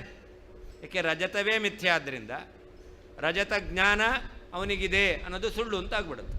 ಹಾಗೆ ಈ ಜಗತ್ತಿನಲ್ಲಿ ಎಲ್ಲ ಪದಾರ್ಥಗಳಿದೆಯಲ್ಲ, ಎಲ್ಲ ಪದಾರ್ಥಗಳು ಮಿಥ್ಯೆ ಆಗಿದೆ. ಮಿಥ್ಯಾಭೂತವಾದ ಪದಾರ್ಥಗಳ ಜ್ಞಾನ ಭಗವಂತನಿಗೆ ಸರ್ವಜ್ಞಾನ, ಎಲ್ಲದ ಜ್ಞಾನ. ಆ ಎಲ್ಲ ಅನ್ನೋದು ಮಿಥ್ಯೆ ಆದ್ದರಿಂದ ಎಲ್ಲ ಜ್ಞಾನ ಉಳ್ಳವನು ಪರಮಾತ್ಮ ಅನ್ನೋದು ಅದು ಕೂಡ ಮಿಥ್ಯೆ ಆಗಬೇಕು. ಇದೇ ಮಿಥ್ಯಾ ಉಪಾದಿಕ ಸಾರ್ವಜ್ಞ ಮಿಥ್ಯಾತ್ವ. ಸರ್ವಜ್ಞತ್ವ ಮಿಥ್ಯ. ಯಾಕೆ ಪರಮಾತ್ಮನು ಸರ್ವಜ್ಞ ಅನ್ನೋದು ಮಿಥ್ಯಾ ಅಂತಂದರೆ ಆ ಸರ್ವಜ್ಞ ಆಗಬೇಕಾದ್ರೆ ಸರ್ವ ಪದಾರ್ಥಗಳನ್ನು ತಿಳಿದವನು ಅಂತ ಅರ್ಥ. ಆ ಸರ್ವ ಪದಾರ್ಥಗಳು ಇರಬೇಕು. ಆ ಸರ್ವ ಪದಾರ್ಥಗಳು ಇಲ್ಲ, ಆದ್ದರಿಂದ ಸರ್ವಜ್ಞ ಎಲ್ಲವನ್ನೂ ತಿಳಿದವನು ಪರಮಾತ್ಮ ಎಂತಕ್ಕಂಥದ್ದು ಅದು ಮಿಥ್ಯಾ ಅಂತ ಹೇಳ್ತೇವೆ. ಅಂತಂದರೆ ಅದಕ್ಕೆ ಹೇಳ್ತಾರೆ, ನಾವು ಹೇಳ್ತೇವೆ ಈ ಜಗತ್ತು ಸತ್ಯ, ನಿಮ್ಮ ಮತ ಪ್ರಕಾರ ಜಗತ್ತು ಮಿಥ್ಯಾ, ಆದ್ದರಿಂದ ಸರ್ವ ಪದಾರ್ಥವು ಮಿಥ್ಯಾ, ಆದ್ದರಿಂದ ಸರ್ವಜ್ಞತ್ವ ಮಿಥ್ಯಾ ಅಂತ ನೀವು ಹೇಳ್ತೀರ. ನಮ್ಮತ ಪ್ರಕಾರ ಜಗತ್ತು ಸತ್ಯ, ಅಂದರೆ ಸತ್ಯಭೂತವಾದ ಜಗತ್ತನ್ನು ಪರಮಾತ್ಮ ತಿಳಿದಿದ್ದಾನೆ, ಅಂದರೆ ಸರ್ವಜ್ಞತ್ವ ಏನಾಗಬೇಕು? ಸತ್ಯವೇ ಆಗಬೇಕು ಅಂತ ಹೇಳ್ತೇವೆ. ಇಂದ ಪರಮಾತ್ಮನಲ್ಲಿರುವ ಸರ್ವಜ್ಞತ್ವ ಮಿಥ್ಯಾ ಅಂತ ಹೇಳಲಿಕ್ಕೆ ಅವ್ರು ಏನು ಕಾರಣವನ್ನು ಹೇಳ್ತಾರೆ? ಎಲ್ಲವನ್ನೂ ತಿಳಿದವನು ಅಂತ. ಎಲ್ಲವೂ ಮಿಥ್ಯಾ ಆಗಿದೆ. ಅಂದರೆ ಎಲ್ಲವನ್ನೂ ತಿಳಿದವನು ಎಂಬತಕ್ಕಂತಹ ಈ ಧರ್ಮ ಅದು ಮಿಥ್ಯಾ ಅಂತ ಹೇಳ್ತಾರೆ. ನಾವು ಹೇಳ್ತೇವೆ ಎಲ್ಲವೂ ಸತ್ಯ ಆಗಿದೆ. ಅಂದರೆ ಎಲ್ಲವನ್ನೂ ತಿಳಿದವನು ಪರಮಾತ್ಮ ಸರ್ವಜ್ಞ, ಅದು ಸತ್ಯ ಅಂತ ನಾವು ಹೇಳ್ತೇವೆ.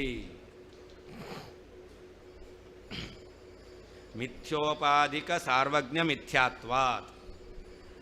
ಸರ್ವಜ್ಞ ಎಂಬುದಲ್ಲಿ ಸೇರಿಕೊಂಡಿರುವಂತಹ ಯಾವ ಸರ್ವ ಪದಾರ್ಥಗಳು ಮಿಥ್ಯಾವಾಗಿರುವುದರಿಂದ ಸರ್ವಜ್ಞತ್ವವೂ ಕೂಡ ಮಿಥ್ಯಾ ಆಗಿದೆ.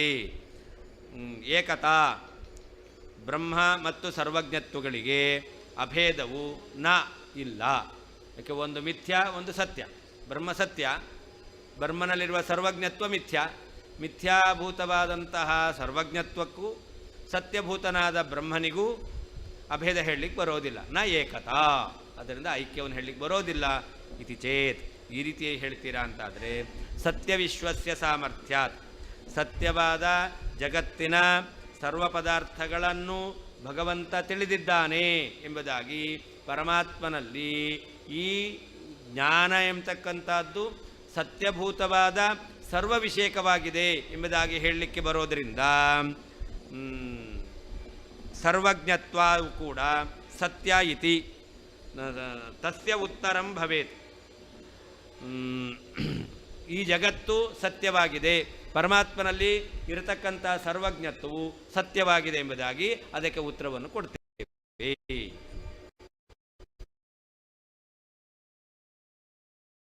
ಸರ್ವಜ್ಞ ಅಂತಾದರೆ ಅದರಲ್ಲಿ ಎಲ್ಲದರ ಜ್ಞಾನವುಳ್ಳವನು ಎಂಬುದಾಗಿ ಎಲ್ಲ ವಸ್ತುಗಳು ಸೇರಿಕೊಂಡಿದೆ. ಆ ಸರ್ವಜ್ಞ ಎಂಬುದರಲ್ಲಿ ಸೇರಿಕೊಂಡಿರುವಂತಹ ಸರ್ವ ಪದಾರ್ಥಗಳು ಮಿಥ್ಯಾ ಆಗಿರೋದ್ರಿಂದ ಸರ್ವಜ್ಞತ್ವವೂ ಕೂಡ ಮಿಥ್ಯಾವಾಗಿದೆ.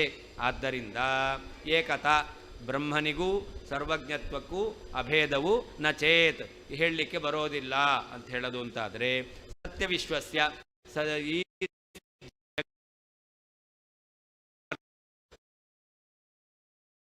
ಹೇಳಿ ಪರಮಾತ್ಮನಿಗೆ ಸತ್ಯಭೂತನಾದ ಸತ್ಯಭೂತ ಉತ್ತರಂ ವದೇತ್, ಉತ್ತರವನ್ನು ಹೇಳ್ತೇವೆ. ನನು ಜಗದುಪಾಧಿಕ ಸಾರ್ವಜ್ಞಾದೇಹೇ ಕಥಂ ಭಗವಂತ ನಿರುಪಾಧಿಕ, ಯಾವುದನ್ನು ಅವಲಂಬಿಸಿಕೊಂಡು ಸರ್ವಜ್ಞತ್ವಾದ ಅವಲಂಬಿಸಿಕೊಂಡಿದೆ. ಯಾವುದನ್ನು ಅವಲಂಬಿಸಿಕೊಂಡಿದೆ? ಸದಾರ್ಥಗಳನ್ನು ಅವಲಂಬಿಸಿಕೊಂಡಿದೆ. ಸತ್ಯವಾಗಿದ್ದರೆ ಅದರಿಂದ ಅದೇ ಜಗತ್ತನ್ನು ಅವಲಂಬಿಸತಕ್ಕಂತಹ ಸರ್ವಜ್ಞತ್ವಾದಿಗಳು ಅದೇನಾಯಿತು? ಉಪಾಧಿಕ ಆಯಿತು. ಯಾವುದನ್ನು ಅರಿತುಕೊಂಡಿಲ್ಲ, ಅವನು ಉಪಾಧಿಕ. ಅಂದರೆ ಸೋಪಾದ ಸರ್ವಜ್ಞತ್ವ, ನಿರುಪಾಧಿಕನಾದಂಥ ಬ್ರಹ್ಮ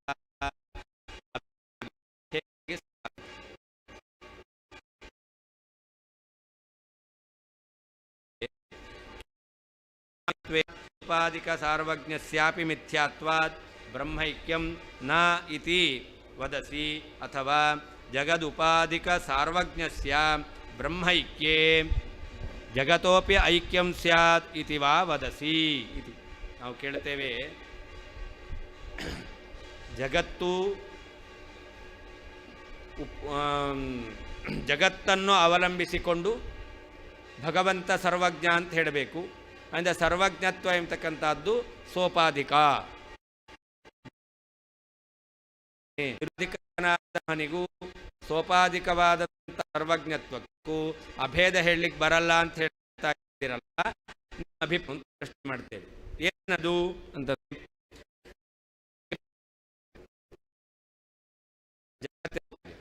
ಜಗತ್ತು ಮಿಥ್ಯಾ ಆಗಿರೋದ್ರಿಂದ ಮಿಥ್ಯಾಭೂತವಾಗಿರತಕ್ಕಂತಹ ಜಗತ್ತನ್ನು ಅದು ಕೂಡ ಮಿಥ್ಯಾ ಅಭಿಪ್ರಾಯವೋ ಅಥವಾ ಬ್ರಹ್ಮ. ಆದ್ದರಿಂದ ಏನಾಯಿತು? ಬ್ರಹ್ಮ ಸರ್ವಜ್ಞತ್ವಕ್ಕೂ ಐಕ್ಯವನ್ನು ಹೇಳಲಿಕ್ಕೆ ಬರೋದಿಲ್ಲ. ಜಗತ್ತು ಮಿಥ್ಯಾ ಆಗಿದೆ. ಮಿಥ್ಯಾಭೂತವಾದ ಜಗತ್ತನ್ನು ಅವಲಂಬಿಸಿಕೊಂಡಿರ್ತಕ್ಕಂಥದ್ದು ಸರ್ವಜ್ಞತ್ವ. ಮಿಥ್ಯಾಭೂತವಾದ ಸರ್ವವನ್ನು ಅವಲಂಬಿಸಿಕೊಂಡಿರತಕ್ಕಂಥದ್ದು ಸರ್ವಜ್ಞತ್ವ. ಆದ್ದರಿಂದ ಸರ್ವಜ್ಞತ್ವವು ಕೂಡ ಮಿಥ್ಯಾ ಆಗಿದೆ. ಆ ಮಿಥ್ಯಾಭೂತವಾದ ಸರ್ವಜ್ಞತ್ವಕ್ಕೂ ಬ್ರಹ್ಮನಿಗೂ ಐಕ್ಯವನ್ನು ಹೇಳಲಿಕ್ಕೆ ಹೇಗೆ ಸಾಧ್ಯ ಅಂತ ನಿಮ್ಮ ಅಭಿಪ್ರಾಯವೋ, ಅಥವಾ ಮಿಥ್ಯಾಭೂತವಾದ ಜಗತ್ತನ್ನು ಅವಲಂಬಿಸಿಕೊಂಡಿರತಕ್ಕಂತಹ ಸರ್ವಜ್ಞತ್ವಕ್ಕೂ ಬ್ರಹ್ಮನಿಗೂ ಅಭೇದ ಇದೆ ಅಂತಾದರೆ ಜಗತ್ತಿಗೂ ಸರ್ವ ಪದಾರ್ಥ ಇದೆಯಲ್ಲ, ಆ ಸರ್ವ ಪದಾರ್ಥಕ್ಕೂ ಭಗವಂತನಿಗೂ ಅಭೇದ ಎಂಬತಕ್ಕಂಥದ್ದು ಬರಬೇಕಾದೀತು ಅಂತ ನಿನ್ನ ಶಂಕೆಯೋ ಅಂತ ನಾವು ಪ್ರಶ್ನೆ ಮಾಡ್ತೇವೆ. ಐಕ್ಯ ಕೂಡಲ್ಲ ಅಂತ ಹೇಳ್ತಾ ಇದ್ದೀರಾ. ಯಾಕೆ ಕೂಡಲ್ಲ? ಸರ್ವಜ್ಞತ್ವ ಎಂಬತಕ್ಕಂಥದ್ದು ಮಿಥ್ಯ. ಯಾಕೆ ಸರ್ವಜ್ಞತ್ವ ಮಿಥ್ಯ? ಸರ್ವ ಪದಾರ್ಥಗಳು ಮಿಥ್ಯ ಆದ್ದರಿಂದ. ಆ ಸರ್ವ ಪದಾರ್ಥಗಳು ಮಿಥ್ಯ ಆದ್ದರಿಂದ ಸರ್ವಜ್ಞತ್ವ ಮಿಥ್ಯ. ಸರ್ವಜ್ಞತ್ವ ಮಿಥ್ಯ ಆದ್ದರಿಂದ ಮಿಥ್ಯಾಭೂತವಾದ ಸರ್ವಜ್ಞತ್ವಕ್ಕೂ ಭಗವಂತನಿಗೂ ಐಕ್ಯ ಹೇಗೆ ಅಂತ ನಿನ್ನ ಅಭಿಪ್ರಾಯವೋ, ಅಥವಾ ಸರ್ವಜ್ಞತ್ವ ಎಂಬತಕ್ಕಂಥದ್ದು ಮಿಥ್ಯ ಆಗಿದೆ, ಮಿಥ್ಯಾಭೂತವಾದದ್ದು ಯಾಕೆ ಅಂತಂದರೆ ಆ ಸರ್ವಜ್ಞ ಅಂತ ಸರ್ವ ಪದಾರ್ಥಗಳು ಮಿಥ್ಯ ಆದ್ದರಿಂದ, ಹಾಗಾದರೆ ಸರ್ವ ಪದಾರ್ಥಗಳನ್ನು ಅವಲಂಬಿಸಿಕೊಂಡಿರ್ತಕ್ಕಂತಹ ಸರ್ವಜ್ಞತ್ವ ಎಂಬತಕ್ಕಂಥದ್ದು ಅದು ಬ್ರಹ್ಮನಿಂದ ಅಭಿನ್ನವಾಗಿದೆ ಅಂತಾದರೆ ಸರ್ವ ಪದಾರ್ಥಗಳು ಕೂಡ ಭಗವಂತನಿಂದ ಅಭಿನ್ನ ಅಂತ ಆಗಲಿ ಅಂತ ನಿನ್ನ ಅಭಿಪ್ರಾಯವೋ ಅಂತ ಪ್ರಶ್ನೆ ಮಾಡಿಕೊಂಡು ಆದ್ಯಸ್ಯ ಉತ್ತರಮ. ಸರ್ವಜ್ಞ ಅಂತ ಹೇಳಬೇಕಾದ್ರೆ ಆ ಜ್ಞಾನ ಎಂಬತಕ್ಕಂಥದ್ದು ಸರ್ವ ಪದಾರ್ಥಗಳನ್ನು ಅವಲಂಬಿಸಿಕೊಂಡಿದೆ. ಅವಲಂಬಿತವಾದಂತಹ ಪದಾರ್ಥಗಳೆಲ್ಲ ಮಿಥ್ಯ ಆಗಿದೆ. ಆದ್ದರಿಂದ ಸರ್ವಜ್ಞತ್ವವು ಮಿಥ್ಯ. ಮಿಥ್ಯಾಭೂತವಾದ ಸರ್ವಜ್ಞತ್ವಕ್ಕೂ ಪರಮಾತ್ಮನಿಗೂ ಅಭೇದ ಕೂಡಲ್ಲ ಅಂತ ನಿನ್ನ ಅಭಿಪ್ರಾಯ ಆಗಿದ್ದರೆ ಅದಕ್ಕೆ ಹೇಳ್ತಾರೆ ಸತ್ಯವಿಶ್ವಸ್ಯ ಸಾಮರ್ಥ್ಯಾತ್. ಅಂದರೆ ಏನರ್ಥ? ಸತ್ಯ ವಿಶ್ವೋಪಾಧಿಕತ್ವೇನ ಸತ್ಯತ್ವಾದಿತ್ಯರ್ಥ. ಪರಮಾತ್ಮ ಸರ್ವಜ್ಞ. ಪರಮಾತ್ಮ ಸರ್ವಜ್ಞ ಅನ್ನೋದು ಸತ್ಯ. ಯಾಕೆ ಸತ್ಯ ಅಂತಂದರೆ ಎಲ್ಲವನ್ನೂ ತಿಳಿದವನು, ಎಲ್ಲ ಎಂಬುದನ್ನು ಅವಲಂಬಿಸಿಕೊಂಡು ಎಲ್ಲವನ್ನೂ ತಿಳಿದವನು ಎಂಬತಕ್ಕಂಥದ್ದಿದೆ. ಆ ಭಗವಂತ ತಿಳಿದಿರುವ ಎಲ್ಲ ಪದಾರ್ಥಗಳೇನಾಗಿದೆ? ಸತ್ಯವೇ ಆಗಿದೆ. ಅಂದರೆ ಸತ್ಯಭೂತವಾದ ಎಲ್ಲ ಪದಾರ್ಥಗಳ ಜ್ಞಾನವುಳ್ಳವನು. ಆದ್ದರಿಂದ ಸರ್ವಜ್ಞತ್ವ ಏನಾಯಿತು? ಸತ್ಯ ಆಯಿತು. ಅಂದರೆ ಸರ್ವಜ್ಞತ್ವ ಸತ್ಯ. ಆದ್ದರಿಂದ ಸತ್ಯವಾದ ಸರ್ವಜ್ಞತ್ವ ಗುಣಕ್ಕೂ ಭಗವಂತನಿಗೂ ಅಭೇದ ಎಂಬತಕ್ಕಂಥದ್ದು ಕೂಡುತ್ತೆ, ಐಕ್ಯ ಕೂಡುತ್ತೆ ಅಂತ ಹೇಳ್ತೇವೆ. ಸ್ವಕಪೋಲ ಕಲ್ಪಿತ ಮಿಥ್ಯಾತ್ವೇನ ಅನುಪಪತ್ತಿಂ ಉದ್ಘಾಟಯತಃ ಶ್ರುತಿಸಿದ್ಧ ಸತ್ಯತ್ವೇನ ಕುತೋನ ಸಮಾಧಾನಂ ಇತಿ ಭಾವ. ಜಗತ್ತು ಮಿಥ್ಯಾ ಅಂತ ನೀವು ಹೇಳ್ತೀರ. ಜಗತ್ತು ಮಿಥ್ಯಾ ಅನ್ನೋದು ನಿಮ್ಮ ಬುದ್ಧಿಯಿಂದ ನೀವು ಕಲ್ಪನೆ ಮಾಡಿಕೊಂಡಿದ್ದು. ಎಲ್ಲಿಯೂ ಶ್ರುತಿ ಮಿಥ್ಯಾ ಎಂಬುದಾಗಿ ಹೇಳಲೇ ಇಲ್ಲ. ಸತ್ಯಸ್ಯ ಅಸ್ಯ ಮಹಿಮಾ ಅಂತ ಶ್ರುತಿ ಹೇಳುತ್ತೆ. ಅಸ್ಯ ಮಹಿಮಾ ಸತ್ಯ ಅಂತ ಶ್ರುತಿ ಹೇಳುತ್ತೆ. ಹಾಗಿರಬೇಕಾದರೆ ಜಗತ್ತು ಮಿಥ್ಯಾ ಅಂತ ನೀವು ಹೇಳ್ತಾ ಇದ್ದೀರಲ್ಲ, ಅದು ಸ್ವಕಪೋಲ ಕಲ್ಪಿತ ಅಂತ ನಿಮ್ಮ ಬುದ್ಧಿಯಿಂದ ನೀವು ಕಲ್ಪನೆ ಮಾಡಿಕೊಂಡಿದ್ದೀರಿ. ನಿಮ್ಮ ಬುದ್ಧಿಯಿಂದ ಜಗತ್ತನ್ನು ಮಿಥ್ಯಾ ಅಂತ ಕಲ್ಪನೆ ಮಾಡಿಕೊಂಡು ಅದರಿಂದಾಗಿ ಭಗವಂತನು ಸರ್ವಜ್ಞ ಎಂಬತಕ್ಕಂಥದ್ದು ಮಿಥ್ಯಾ ಆಗಿದೆ. ಪರಮಾತ್ಮನಲ್ಲಿರುವ ಸರ್ವಜ್ಞತ್ವ ಮಿಥ್ಯಾ ಆಗಿದೆ. ಮಿಥ್ಯಾಭೂತವಾಗಿರ್ತಕ್ಕಂಥ ಸರ್ವಜ್ಞತ್ವಕ್ಕೂ ಸತ್ಯಭೂತನಾದ ಪರಮಾತ್ಮನಿಗೂ ಐಕ್ಯ ಕೂಡಲ್ಲ ಅಂತ ಅನುಪಪತ್ತಿಯನ್ನು ನೀವು ಹೇಳ್ತಾ ಇದ್ದೀರಾ. ಅಂಥವರಿಗೆ ಹೇಳ್ತಾರೆ ಶ್ರುತಿಸಿದ್ಧ ಸತ್ಯತ್ವೇನ. ಸತ್ಯಸ್ಯೋ ಅಸ್ಯ ಮಹಿಮಾ ಅಂತ ಭಗವಂತನ ಗುಣಗಳು ಸತ್ಯ ಎಂಬುದಾಗಿ ಆ ಜಗತ್ತಿಗೆ ಸತ್ಯತ್ವ ಎಂಬತಕ್ಕಂಥದ್ದು ಸತ್ಯವಾಗಿದೆ. ಏನು ವಿಶ್ವಂ ಸತ್ಯಂ ಅಂತ ಶ್ರುತಿ ಹೇಳ್ತಾರೆ. ಭಗವಂತನ ಮಹಿಮೆ ಸತ್ಯ, ಸರ್ವಜ್ಞನಾಗಿದ್ದಾನೆ ಅಂತ ಭಗವಂತನು ಏನು ಯಸ್ಸರ್ವಜ್ಞ ಸ ಸರ್ವವಿತ್ ಎಂಬುದಾಗಿ ಶ್ರುತಿ ಹೇಳ್ತಾ ಇದೆ. ಆ ಸರ್ವಜ್ಞತ್ವ ಎಂಬತಕ್ಕಂಥದ್ದು ಸತ್ಯ. ಆ ಸರ್ವಜ್ಞತ್ವ ಭಗವಂತನಲ್ಲಿ ಬರಬೇಕಾದ್ರೆ ಏನು ಸರ್ವ ಪದಾರ್ಥಗಳ ಜ್ಞಾನ ಇರಬೇಕು, ಆ ಸರ್ವ ಪದಾರ್ಥಗಳು ಸತ್ಯ, ವಿಶ್ವಂ ಸತ್ಯಂ. ಈ ರೀತಿಯಲ್ಲಿ ಭಗವಂತನಲ್ಲಿರುವಂತಹ ಸರ್ವಜ್ಞತ್ವ ಎಂಬತಕ್ಕಂಥದ್ದು ಸತ್ಯಭೂತವಾದ ಪದಾರ್ಥಗಳನ್ನು ತಿಳಿದಿದ್ದರಿಂದ ಅವನ ಸರ್ವಜ್ಞತ್ವ ಸತ್ಯವೇ ಆಗಿದೆ ಎಂಬುದಾಗಿ ಶ್ರುತಿಯಿಂದ ಸಿದ್ಧ ಆಗಿರಬೇಕಾದರೆ ಅವಾಗ ಕುತಃ ನ ಸಮಾಧಾನಂ. ಸತ್ಯಭೂತವಾದ ಸರ್ವಜ್ಞತ್ವಕ್ಕೂ ಭಗವಂತನಿಗೂ ಅಭೇದ ಇದೆ ಅಂತ ಯಾಕೆ ಹೇಳಬಾರ್ದು? ಅಂದರೆ ಸತ್ಯಭೂತವಾದ ಸರ್ವಜ್ಞತ್ವಕ್ಕೂ ಭಗವಂತನಿಗೂ ಅಭೇದವನ್ನು ಹೇಳಲಿಕ್ಕೆ ಬರುತ್ತೆ.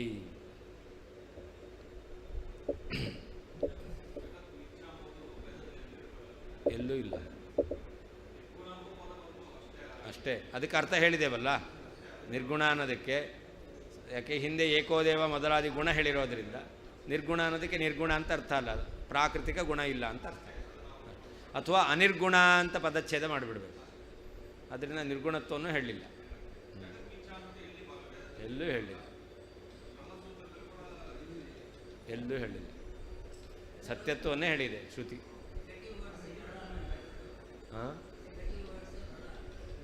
ಜಗತ್ತಿಗೆ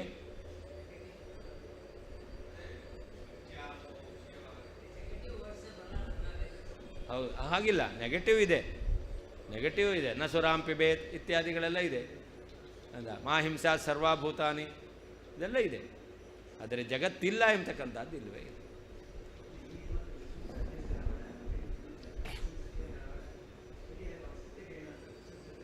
ಸತ್ಯ ಅನ್ನೋದಕ್ಕೆ ವ್ಯಾವಹಾರಿಕ ಸತ್ಯ ಅಂತ ಅರ್ಥ ಮಾಡ್ತಾರೆ. ಅದಕ್ಕೆ ಸ್ವಕಪೋಲ ಕಲ್ಪಿತ, ತಮ್ಮ ತಲೆಯಲ್ಲಿ ಏನಿದೆಯೋ ಅದನ್ನು ಶ್ರುತಿಗೆ ತುಂಬೋದು. ಹೌದು. ಹಾಂ ಹಾಂ ಮಿಥ್ಯಾ ಅಂದರೆ ಏನರ್ಥ? ಮಿಥ್ಯಾ ಅಂತಂದರೆ ಅವ್ರ ಮತ ಪ್ರಕಾರ ಸದಸದ್ವಿಲಕ್ಷಣ ಅಂತ ಅರ್ಥ. ಶಶಶೃಂಗದಂತೆ ಶಶವಿಷಾಣದಂತೆ ಅರ್ಥ ಅಲ್ಲ. ಮಿಥ್ಯಾ ಅಂತಂದರೆ ಇದು ಸಹಸದ್ವಿಲಕ್ಷಣ, ಸತ್ತು ಅಲ್ಲ ಅಸತ್ತು ಅಲ್ಲ.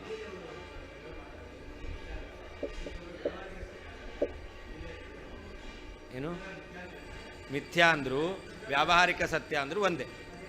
ಹಾಂ, ಯಾಕೆ ಅಂತಂದರೆ ಅವರೇ ಹೇಳಿಬಿಡ್ತಾರೆ ಏನಂತ, ಇದೆಲ್ಲ ಬ್ರಹ್ಮಜ್ಞಾನದಿಂದ ಬಾಧಿತವಾಗುತ್ತೆ. ಇದಂ ರಹಿತಂ ಎಂಬತಕ್ಕಂಥದ್ದು ನೇದಂ ರಹಿತಂ ಜ್ಞಾನದಿಂದ ಬಾಧಿತವಾಗುತ್ತೆ. ಆದ್ದರಿಂದ ಇದಂ ರಹಿತ ರಜತ ಏನಾಗಿದೆ, ಅದು ಮಿಥ್ಯಾ ಆಗಿದೆ. ಮಿಥ್ಯಾ ಅಂದರೆ ಏನು? ಅಸತ್ತು ಅಂತ ಅರ್ಥ ಅಲ್ಲ ಅವ್ರ ಮತ ಪ್ರಕಾರ. ಯಾಕೆ ಅಸಚ್ಚೇನ್ ಅಪ್ರತೀಯೇತ ಸಚ್ಚೇನ್ ನಬಾಧ್ಯೇತ ಅಂತ ಅವರದ್ದು. ಅಸತ್ತಾದರೆ ತೋರಬಾರ್ದು, ಸತ್ತಾದರೆ ಬಾಧಿತವಾಗಬಾರ್ದು. ಶುಕ್ತಿ ರಜತ ಇದೆಯಲ್ಲ ಅದು ತೋರ್ತಾ ಇದೆ, ಇದಂ ರಹಿತಂ ತೋರ್ತಲ್ಲ ಅಂದರೆ ಅದು ಅಸತ್ತಲ್ಲ. ನೇದಂ ರಹಿತ ಅಂತ ಬಾಧ ಇದೆ, ಸತ್ತಲ್ಲ ಅಂದರೆ ಅಸತ್ತು ಅಲ್ಲ ಸತ್ತು ಅಲ್ಲ, ಅದರಿಂದ ಅದನ್ನು ಮಿಥ್ಯಾ ಅಂತ ಕರೀತಾರೆ. ಹಾಗೆ ಜಗತ್ತು ತೋರ್ತಾ ಇದೆ, ಇದು ಬ್ರಹ್ಮಜ್ಞಾನ ಬಂದಾಗ ಇಲ್ಲ ಅಂತ ಆಗುತ್ತೆ. ಅದರಿಂದ ಜಗತ್ತು ಶುಕ್ತಿ ರಜತದಂತೆ ಅಂತ ಅವ್ರು ಹೇಳ್ತಾರೆ. ಅದು ಸರಿಯಲ್ಲ.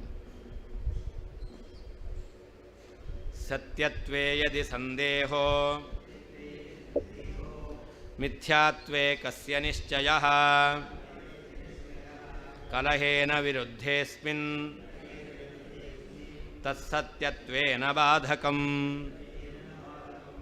ಅದಕ್ಕೆ ಅವ್ರು ಹೇಳಬೇಕು, ಜಗತ್ತು ಸತ್ಯ ಎಂಬತಕ್ಕಂಥ ವಿಷಯದಲ್ಲಿ ನಮಗೆ ಸಂದೇಹ ಇದೆ ಅಂತ. ನಾವೇನು ಹೇಳಿದೆವು? ಸರ್ವ ಪದಾರ್ಥಗಳೂ ಸತ್ಯವಾಗಿದೆ, ಸತ್ಯಭೂತವಾದ ಸರ್ವ ಪದಾರ್ಥಗಳ ಜ್ಞಾನ ಉಳ್ಳವನು ಸರ್ವಜ್ಞನಾದ ಪರಮಾತ್ಮ. ಆದ್ದರಿಂದ ಅವನಲ್ಲಿ ಸರ್ವಜ್ಞತ್ವ ಅನ್ನೋದು ಸತ್ಯ ಅಂತ ನಾವು ಹೇಳಿದ್ವಿ.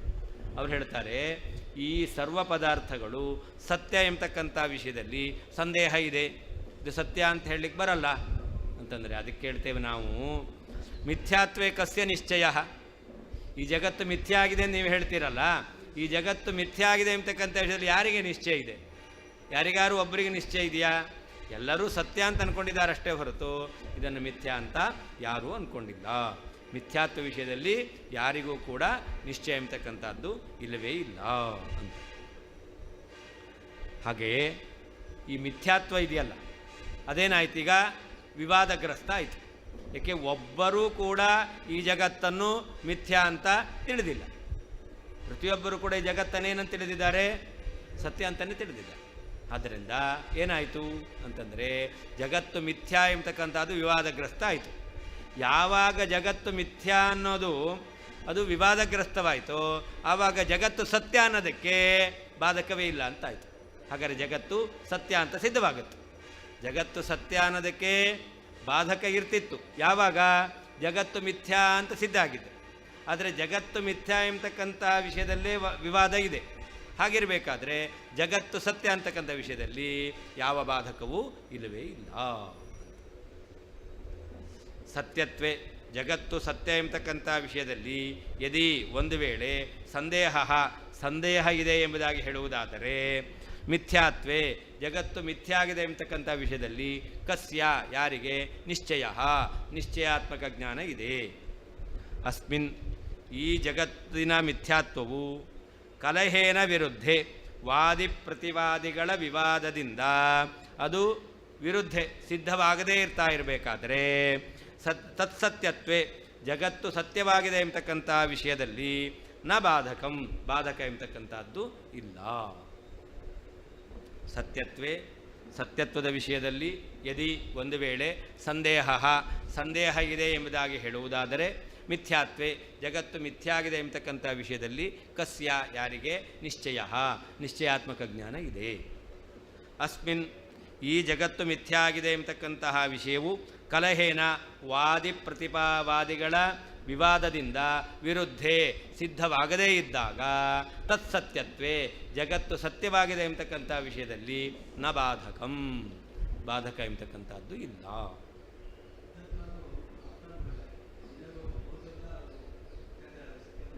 ಏನು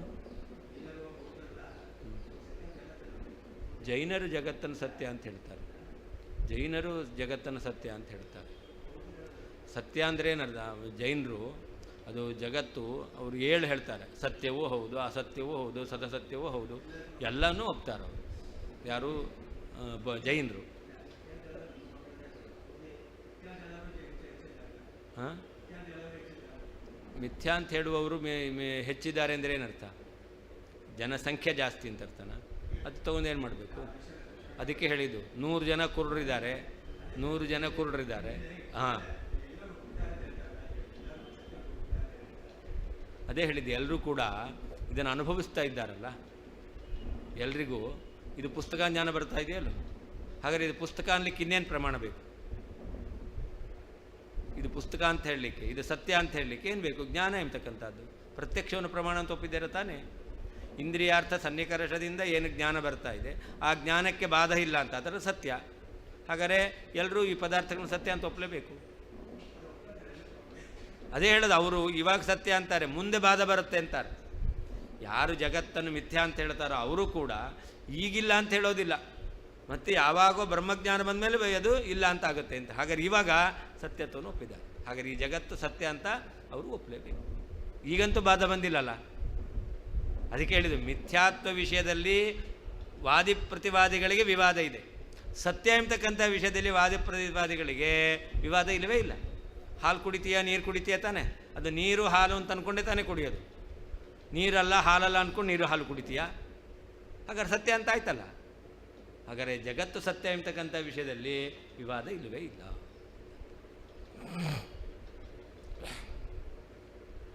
ಕಲಹೇನ ವಾದಿ ಪ್ರತಿವಾದಿ ವಿವಾದೇನ ಅಂತ. ಕಲಹ ಅಂದ್ರೇನು ಅಂದರೆ ವಾದಿಗಳು ಜಗತ್ತನ್ನು ಮಿಥ್ಯಾ ಅಂತ ಹೇಳ್ತಾರೆ, ಪ್ರತಿವಾದಿಗಳು ಜಗತ್ತನ್ನು ಮಿಥ್ಯಾ ಅಲ್ಲ ಅಂತಾರೆ. ಹೀಗೆ ವಾದಿ ಪ್ರತಿವಾದಿಗಳಲ್ಲಿ ವಿವಾದ ಇದೆ.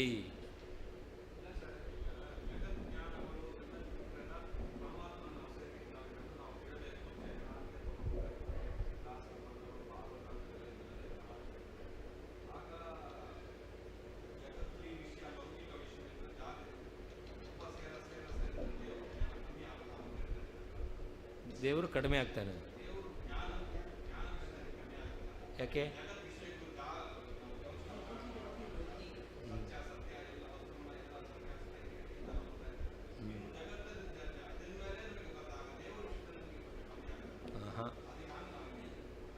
ಅದೇ ಜಗತ್ತು ಸತ್ಯ ಆದ್ದರಿಂದ ಆ ಜಗತ್ತಿನ ಸತ್ಯಭೂತವಾದ ಜಗತ್ತು ಅಂದರೆ ಪದಾರ್ಥಗಳು. ಜಗತ್ತು ಅಂದರೆ ಪದಾರ್ಥಗಳು. ಆ ಪದಾರ್ಥಗಳಲ್ಲಿ ಒಂದೊಂದು ರೀತಿಯಾದಂತಹ ಗುಣಧರ್ಮಗಳನ್ನು ಹೊಂದಿದೆ. ಹಾಗಾದರೆ ಈ ಪದಾರ್ಥದಲ್ಲಿ ಇಂತಹ ಗುಣ ಬರುವಂತೆ ಮಾಡಿದವನು ಯಾರು? ಅವನು. ಹಾಗಾದ್ರೆ ಅವನು ಎಷ್ಟು ದೊಡ್ಡವನು?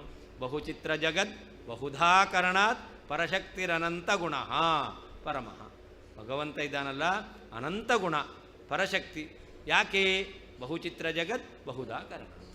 ವಿಚಿತ್ರವಾದ ಜಗತ್ತು, ಒಂದೊಂದು ಪದಾರ್ಥಗಳಲ್ಲಿ ಇನ್ನೊಂದು ಪದಾರ್ಥದಲ್ಲಿ ಇಲ್ಲದೇ ಇರತಕ್ಕಂತಹ, ಆ ಪದಾರ್ಥದಲ್ಲಿ ಮಾತ್ರ ಇರುವಂತಹ ಗುಣಗಳನ್ನು ಇರುವಂತೆ ಮಾಡಿದ್ದಾನೆ. ಆದ್ದರಿಂದ ಭಗವಂತನ ಮಹಿಮೆ ಜಾಸ್ತಿ ತಿಳಿದಂತೆ ಆಯಿತು. ಜಗತ್ತನ್ನು ಸತ್ಯ, ಪದಾರ್ಥಗಳನ್ನು ಸತ್ಯ ಅಂತ ತಿಳಿದಿದ್ದರಿಂದ ಭಗವಂತನ ಮಹಿಮೆಯನ್ನು ಜಾಸ್ತಿ ತಿಳಿದಂತೆ ಆಯಿತು. ನಾವೇನು ಮಾಡ್ತೇವೆ? ಪದಾರ್ಥ ಸತ್ಯ ಅಂತ ಅನುಭವಿಸ್ಕೊಂಡಿದ್ದೇವೆ, ಅದಲ್ಲ. ಜಗತ್ತು ಸತ್ಯ ಅಂತ ಆದ್ದರಿಂದ ಸತ್ಯವಾದ್ದನ್ನು ಅನುಭವಿಸ್ಕೊಂಡಿರೋಣ ಅಂತಲ್ಲ. ಅದನ್ನು ಯಾವ ರೀತಿ ಅನುಭವಿಸಬೇಕು? ಭಗವಂತನ ಮಹಿಮೆ ಎಂಥದ್ದು ಅಂತ ಅನುಭವಿಸಬೇಕು. ಬರೀ ಪದಾರ್ಥವನ್ನು ಅನುಭವಿಸೋದಲ್ಲ. ನೀರು ದ್ರವ, ಹಾಲು ದ್ರವ, ಹಾಗೆ ಎಣ್ಣೆಯೂ ದ್ರವ, ಆದರೆ ಎಣ್ಣೆಯಲ್ಲಿರ್ತಕ್ಕಂತಹ ಏನು ಗುಣ ಇದೆ ಅದು ನೀರಿನಿಂದ ಆಗಲ್ಲ. ಚಿಪ್ಸ್ ಕರು ತಿನ್ನಬೇಕು ಅಂದರೆ ನೀರಲ್ಲಿ ಹಾಕಿದರೆ ಅದು ಕರೀಲಿಕ್ಕೆ ಆಗೋದಿಲ್ಲ. ಬಾಯಾರಿಕೆ ಆಗಿದೆ ಅಂದರೆ ಎಣ್ಣೆ ಕುಡಿದ್ರೆ ಬಾಯಾರಿಕೆ ಹೋಗೋದಿಲ್ಲ, ನೀರು ಕುಡಿದ್ರೇ ಬಾಯಾರಿಕೆ ಹೋಗ್ತಕ್ಕಂಥದ್ದು. ಕಾಫಿ ಕುಡಿಬೇಕು ಅಂದರೆ ಎಣ್ಣೆ ಹಾಕಿದ್ರೂ ಆಗಲ್ಲ, ಡಿಕಾಕ್ಷನ್ಗೆ ಇನ್ನಷ್ಟು ನೀರು ಹಾಕಿದ್ರೂ ಆಗಲ್ಲ, ಹಾಲೇ ಹಾಕಬೇಕಾಗುತ್ತೆ. ಹಾಗಾದರೆ ಒಂದೊಂದರಲ್ಲಿ ಒಂದೊಂದು ರೀತಿಯಾದ ಗುಣವನ್ನು ಕೊಟ್ಟಿದ್ದಾನೆ ಅಂತ ಇದನ್ನು ಅನುಭವಿಸಬೇಕು. ಆವಾಗ ಭಗವಂತನ ಮಹಿಮೆ ಪದಾರ್ಥಗಳನ್ನು ನಾವು ತಿಳಿಯೋದ್ರಿಂದ ಅವನ ಮಹಿಮೆಯನ್ನು ಹೆಚ್ಚು ತಿಳಿದಂತೆ ಆಗುತ್ತೆ.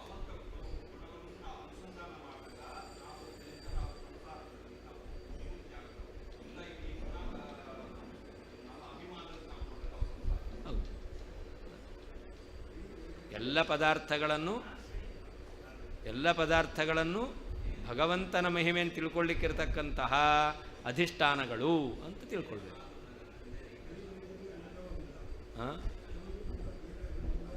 ಕೈ ಒಂದಿಲ್ಲಲ್ಲ, ಕೈ ರೇಖೆ ಒಂದೇ ಇಲ್ಲ. ತಮ್ಮ ಇಂಪ್ರೆಷನ್ ಕೊಡ್ತಾರಲ್ಲ ನೋಡಿ, ಒಬ್ಬರ ಎಲ್ಲರ ಬೆರಳು ಒಂದೇ ರೀತಿ, ಆದರೆ ಅದರಲ್ಲಿರ್ತಕ್ಕಂಥ ರೇಖೆ ಒಂದೇ ರೀತಿ ಇಲ್ಲ. ಎಷ್ಟು ವಿಚಿತ್ರ! ಹಾಗಾದರೆ ಒಂದು ವಿಷಯದಲ್ಲೇ ಎಷ್ಟು ವೈಚಿತ್ರ್ಯ ಇದೆ ಅಂತಂದರೆ ಆ ಭಗವಂತ ಎಷ್ಟು ಮಹಿಮೆಯನ್ನು ಹೊಂದಿದ್ದಾನೆ ಅಂತ ನಮ್ಗೆ ಅರ್ಥ ಆಗುತ್ತೆ. ಇದನ್ನು ಅನುಸಂಧಾನ ಮಾಡಬೇಕು.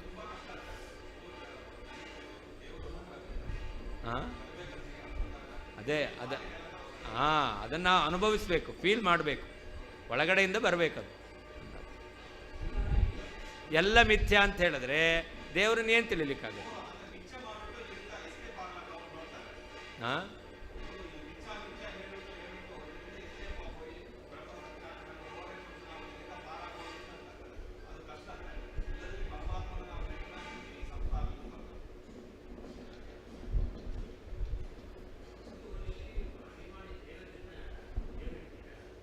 ಅದಿರಲಿ, ಅಭಿಮಾನಿ ದೇವತೆಗಳು ಇದ್ದಾರೆ. ಅಭಿಮಾನಿ ದೇವತೆಗಳು ಕೆಲಸ ಮಾಡಬೇಕಾದ್ರೆ ಅವರ ಒಳಗಡೆ ಪರಮಾತ್ಮ ಇರಬೇಕಲ್ಲ. ಯಾವುದೋ ಒಂದು ಸ್ವಿಚ್ ಇದೆ, ಮೈನ್ ಸ್ವಿಚ್ ಆನ್ ಆದ್ರೇ ಉಳಿದ ಸ್ವಿಚ್ಗಳೆಲ್ಲ ಕೆಲಸ ಮಾಡುತ್ತೆ. ಅದು ತತ್ವಾಭಿಮಾನಿ ದೇವತೆಗಳೆಲ್ಲ ಈ ಥರ ಸ್ವಿಚ್ ಇದ್ದ ಹಾಗೆ. ಪರಮಾತ್ಮ ಮೈನ್ ಸ್ವಿಚ್, ಅದು ಆನ್ ಆದ್ರೇ ಉಳಿದಿದ್ದೆಲ್ಲ ಆಗುತ್ತೆ, ಇಲ್ಲ ಅಂದರೆ ಆಗಲ್ಲ. ಅಂದರೆ ಅವರನ್ನು ತನ್ನ ಅಧೀನದಲ್ಲಿ ಇಟ್ಟುಕೊಂಡು ಭಗವಂತ ಕೆಲಸ ಮಾಡಿಸ್ತಾನೆ. ಅದು ಅವನ ಪ್ರಭುತ್ವ, ಅದು ಅವನ ಮಹಿಮೆ.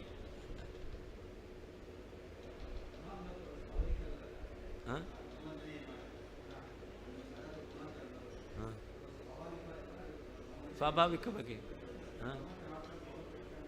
ಆ ಪದಾರ್ಥ ಸೃಷ್ಟಿ ಮಾಡಬೇಕಾದ್ರೆ ಆ ಪದಾರ್ಥದಲ್ಲಿ ಆ ಗುಣ ಇರುವ ಹಾಗೆ ಸೃಷ್ಟಿ ಮಾಡಿದ. ಮೆಣಸಿನಕಾಯಿಯನ್ನು ಸೃಷ್ಟಿ ಮಾಡಬೇಕಾದ್ರೆ ಅದರಲ್ಲಿ ಖಾರ ಅಂತಲೇ ಸೃಷ್ಟಿ ಮಾಡಿದ. ಬೆಲ್ಲವನ್ನು ಸೃಷ್ಟಿ ಮಾಡಬೇಕಾದ್ರೆ ಸಿಹಿ ಅಂತಲೇ ಸೃಷ್ಟಿ ಮಾಡಿದ. ಹೌದು, ಅದೇ ಇದೆಲ್ಲ ಮೂಲಭೂತವಾದ ವಸ್ತು ಇದೆಯಲ್ಲ, ಮೂಲಭೂತವಾದ ವಸ್ತುವನ್ನು ಇಟ್ಟುಕೊಂಡು ಆಮೇಲೆ ಉಳಿದ ಪದಾರ್ಥಗಳನ್ನು ಸೃಷ್ಟಿ ಮಾಡಿದ. ಪಂಚಭೂತಗಳನ್ನು ಇಟ್ಟುಕೊಂಡೇ ಎಲ್ಲವನ್ನು ಸೃಷ್ಟಿ ಮಾಡಿದ. ಆ ಪಂಚಭೂತಗಳನ್ನು ಇಟ್ಟುಕೊಂಡು ಭಗವಂತ ಏನು ಸೃಷ್ಟಿ ಮಾಡಿದ್ದಾನಲ್ಲ, ಆ ಸೃಷ್ಟಿ ಮಾಡಬೇಕಾದ್ರೆ ಆ ಪದಾರ್ಥಗಳಲ್ಲಿ ಅದೇ ಗುಣ ಇರಬೇಕು ಅಂತ ಸೃಷ್ಟಿ ಮಾಡಿದ್ದಾನೆ. ಸ್ವಾಭಾವಿಕವಾಗಿದೆ, ಸತ್ಯಭೂತವಾದದ್ದೇ ಇದೆ. ಹೌದು, ಅದನ್ನು ಅಭಿವ್ಯಕ್ತ ಮಾಡ್ದ, ಉಪಚಯ ಆಯಿತು. ಅದು ಆ ಗುಣ ಅಲ್ಲೇ ಅಭಿವ್ಯಕ್ತ ಆಗಬೇಕು, ಅದು ಮಾಡ್ದ. ಹೌದು ಹೌದು ಹೌದು, ಸ್ವಾಭಾವಿಕ.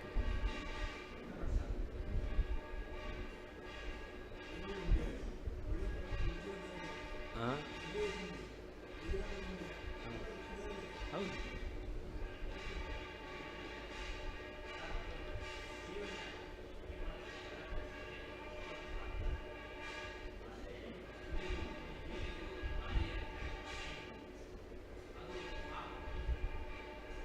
ಏನು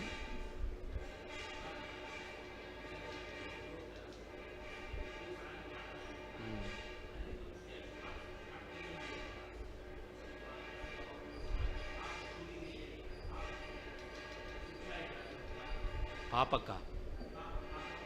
ಹಾಂ,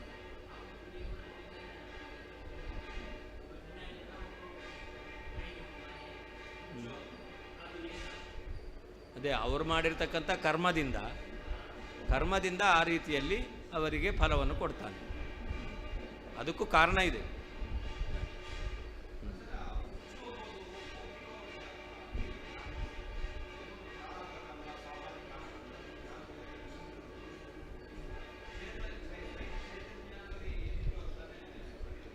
ಮನಸ್ಸಿನ ಪರಿಣಾಮ. ಚೇತನ ಬೇರೆ, ಹುಚ್ಚನಾದವನು ಎಲ್ಲ ಜನ್ಮದಲ್ಲೂ ಹುಚ್ಚನೇ ಆಗಿರಬೇಕು ಅಂತಿಲ್ಲ. ಮನಸ್ಸಿನ ಪರಿಣಾಮದಿಂದ ಈ ಜನ್ಮದಲ್ಲಿ ಹುಚ್ಚನಾಗಿರ್ತಾನೆ, ಮುಂದಿನ ಜನ್ಮದಲ್ಲಿ ಅವನು ಒಳ್ಳೆಯ ಜ್ಞಾನವುಳ್ಳವನೇ ಆಗ್ತಾನೆ. ಹಾಗೆ ಮನಸ್ಸಿನಲ್ಲಿಯೂ ಕೂಡ ಆ ಪಾಪ ಪುಣ್ಯಗಳ ಪ್ರಭಾವದಿಂದ ಒಳ್ಳೆ ಬುದ್ಧಿವಂತ ಅಂತ ಆಗ್ತಾನೆ, ಹುಚ್ಚ ಅಂತನೂ ಆಗ್ತಾನೆ, ಅಥವಾ ಸಾಧಾರಣ ಜ್ಞಾನ ಉಳ್ಳವಂತನೂ ಆಗ್ತಾನೆ.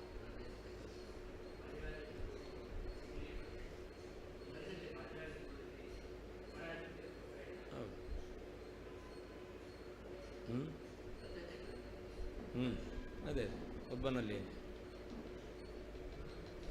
ಅಸ್ಮಿನ್ ಅಂದರೆ ಜಗನ್ಮಿಥ್ಯಾತ್ವೇ ಅಂತ. ಜಗನ್ಮಿಥ್ಯಾತ್ವ ವಿಷಯದಲ್ಲಿ ವಿವಾದ ಎಂಬತಕ್ಕಂಥದ್ದಿದೆ.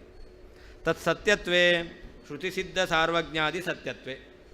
ಸರ್ವಜ್ಞ ಇತ್ಯಾದಿ ಶ್ರುತಿಗಳಿಂದ ಸಿದ್ಧವಾಗಿರ್ತಕ್ಕಂತಹ ಸಾರ್ವಜ್ಞತ್ವಾದಿ ವಿಷಯದಲ್ಲಿ ಏನಿಲ್ಲ, ಬಾಧಕ ಇಲ್ಲ. ಆದ್ದರಿಂದಾಗಿ ಆ ಗುಣಗಳು ಭಗವಂತನಲ್ಲಿ ಸಿದ್ಧವಾಗುತ್ತೆ. ಘಟೋಪಾದಿಕ ವೃತ್ತೇಶ್ಚ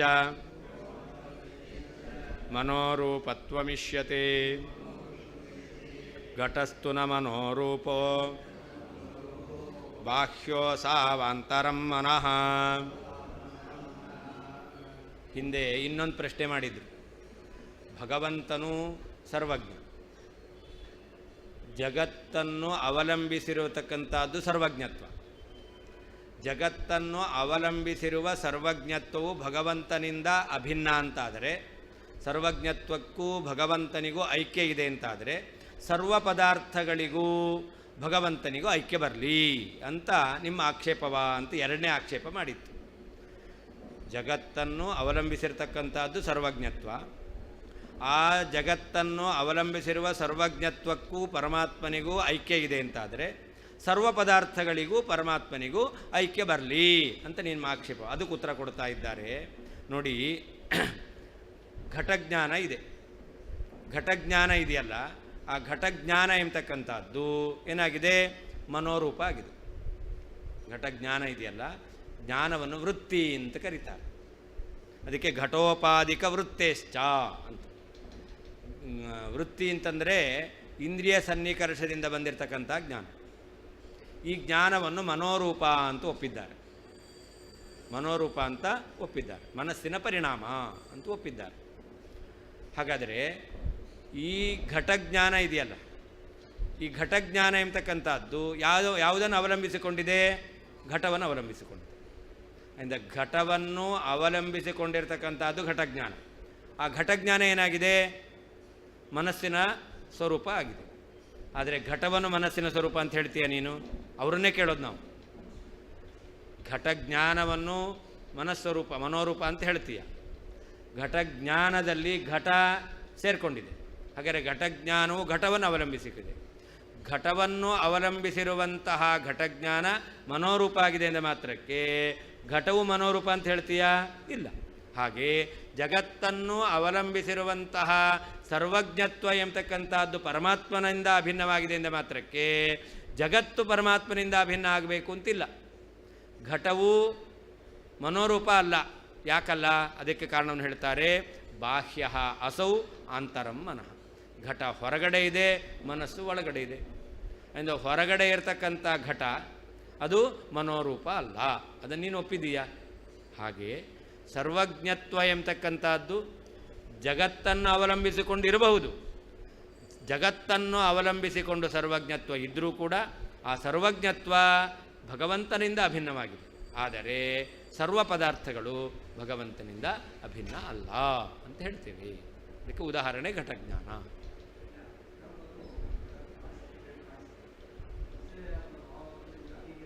ಯಾವುದು ಆಗಲಿ? ಯಾಕೆ ಅತೀಂದ್ರಿಯ? ಯಾಕೆ ನನಗೆ ಜ್ಞಾನ ಇದೆ ಅಂತ ನಿಮಗೆ ಅನುಭವ ಇಲ್ಲ? ಈ ಬಾಹ್ಯ ಇಂದ್ರಿಯಗಳಿಂದ ಜ್ಞಾನ ಬರದೇ ಇರಬಹುದು. ಹೌದು, ನಮಗೆ ಇಂದ್ರಿಯ ಸನ್ನಿಕರ್ಷೆಯಿಂದ ಜ್ಞಾನ ಬಂತು. ಜ್ಞಾನ ಬಂದಿದೆ ಅಂತ ಸಾಕ್ಷಿ ಗ್ರಹಣ ಮಾಡಿದೆಯೋ ಇಲ್ವೋ? ಜ್ಞಾನದ ಜ್ಞಾನ ಬಂದಿದೆಯೋ ಇಲ್ವೋ? ಹಾಗೆ ಜ್ಞಾನ ಇದೆ ಅಂತಾಯಿತು. ಆ ಇಂದ್ರಿಯದಿಂದ ಬಂದಿರತಕ್ಕಂಥ ಜ್ಞಾನ ಎಂಥದ್ದದು? ಇಂದ್ರಿಯ ಸನ್ನಿಕರ್ಷದಿಂದ ಬಂದಿರುವಂತಹ ಜ್ಞಾನ ಎಂಥದ್ದು? ಅದನ್ನು ಮನೋರೂಪ ಅಂತ ಒಪ್ತಾರೆ. ಇಂದ್ರಿಯ ಸನ್ನಿಕರ್ಷ ವಸ್ತುವಿಗಾಯಿತು, ವಸ್ತುವಿಗೂ ಇಂದ್ರಿಯಕ್ಕೂ ಸನ್ನಿಕರ್ಷ ಆದಾಗ ಜ್ಞಾನ ಬಂತು. ಹಾಗಾದರೆ ವಸ್ತು ಎಂಬತಕ್ಕಂಥದ್ದು ಅಲ್ಲಿ ನಿಮಿತ್ತ, ವಸ್ತುವನ್ನು ಅವಲಂಬಿಸಿಕೊಂಡೇ ಜ್ಞಾನ ಬಂದದ್ದು. ಅಂದರೆ ವಸ್ತುವನ್ನು ಅವಲಂಬಿಸಿಕೊಂಡು ಜ್ಞಾನ ಬಂದಿದೆ, ಆ ಜ್ಞಾನ ಏನಾಗಿದೆ? ಮನೋರೂಪವಾಗಿದೆ. ವಸ್ತು ಮನೋರೂಪವ ಅಲ್ಲ. ಯಾಕಲ್ಲ? ಅದು ಕಾರಣವನ್ನು ಹೇಳ್ತಾರೆ. ವಸ್ತು ಬಾಹ್ಯ, ಜ್ಞಾನ ಮನಸ್ಸು ಎಂಬತಕ್ಕಂಥದ್ದು ಅಂತ. ಹಾಗೆ ಸರ್ವಜ್ಞತ್ವ ಸರ್ವ ಪದಾರ್ಥಗಳನ್ನು ಅವಲಂಬಿಸಿಕೊಂಡಿರ್ಬೋದು. ಸರ್ವ ಪದಾರ್ಥವನ್ನು ಅವಲಂಬಿಸಿಕೊಂಡಿರುವ ಸರ್ವಜ್ಞತ್ವ ಎಂಬತಕ್ಕಂಥದ್ದು ಬ್ರಹ್ಮನಿಂದ ಅಭಿನ್ನ ಅಂತ ಹೇಳ್ತೇವೆ. ಸರ್ವ ಪದಾರ್ಥಗಳು ಬ್ರಹ್ಮನಿಂದ ಅಭಿನ್ನ ಆಗಬೇಕು ಅಂತ ಇಲ್ಲ.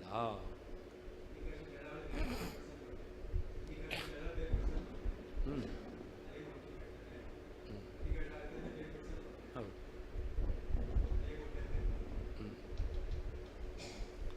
ಘಟೋಪಾಧಿಕ ವೃತ್ತೇಶ್ಚ, ಘಟವನ್ನು ಉಪಾಧಿಯನ್ನಾಗಿ ಹೊಂದಿರುವ ಮನಸ್ಸಿನ ವಿಕಾರಾತ್ಮಕವಾದ ಜ್ಞಾನಕ್ಕೆ ಮನೋರೂಪತ್ವವು ಇಷ್ಯತೆ, ನಿನ್ನಿಂದ ಸ್ವೀಕಾರ ಮಾಡಲ್ಪಟ್ಟಿದೆ. ಘಟಸ್ತು, ಘಟವಾದರೂ ನ ಮನೋರೂಪಂ, ಮನೋರೂಪ ಮನಸ್ವರೂಪವಾಗಿಲ್ಲ. ಅಸೌ, ಈ ಘಟವು ಬಾಹ್ಯ ಹೊರಗಡೆಯ ಪದಾರ್ಥವು, ಮನಃ ಮನಸ್ಸು ಆಂತರಂ ಒಳಗಡೆಯ ಪದಾರ್ಥವಾಗಿದೆ.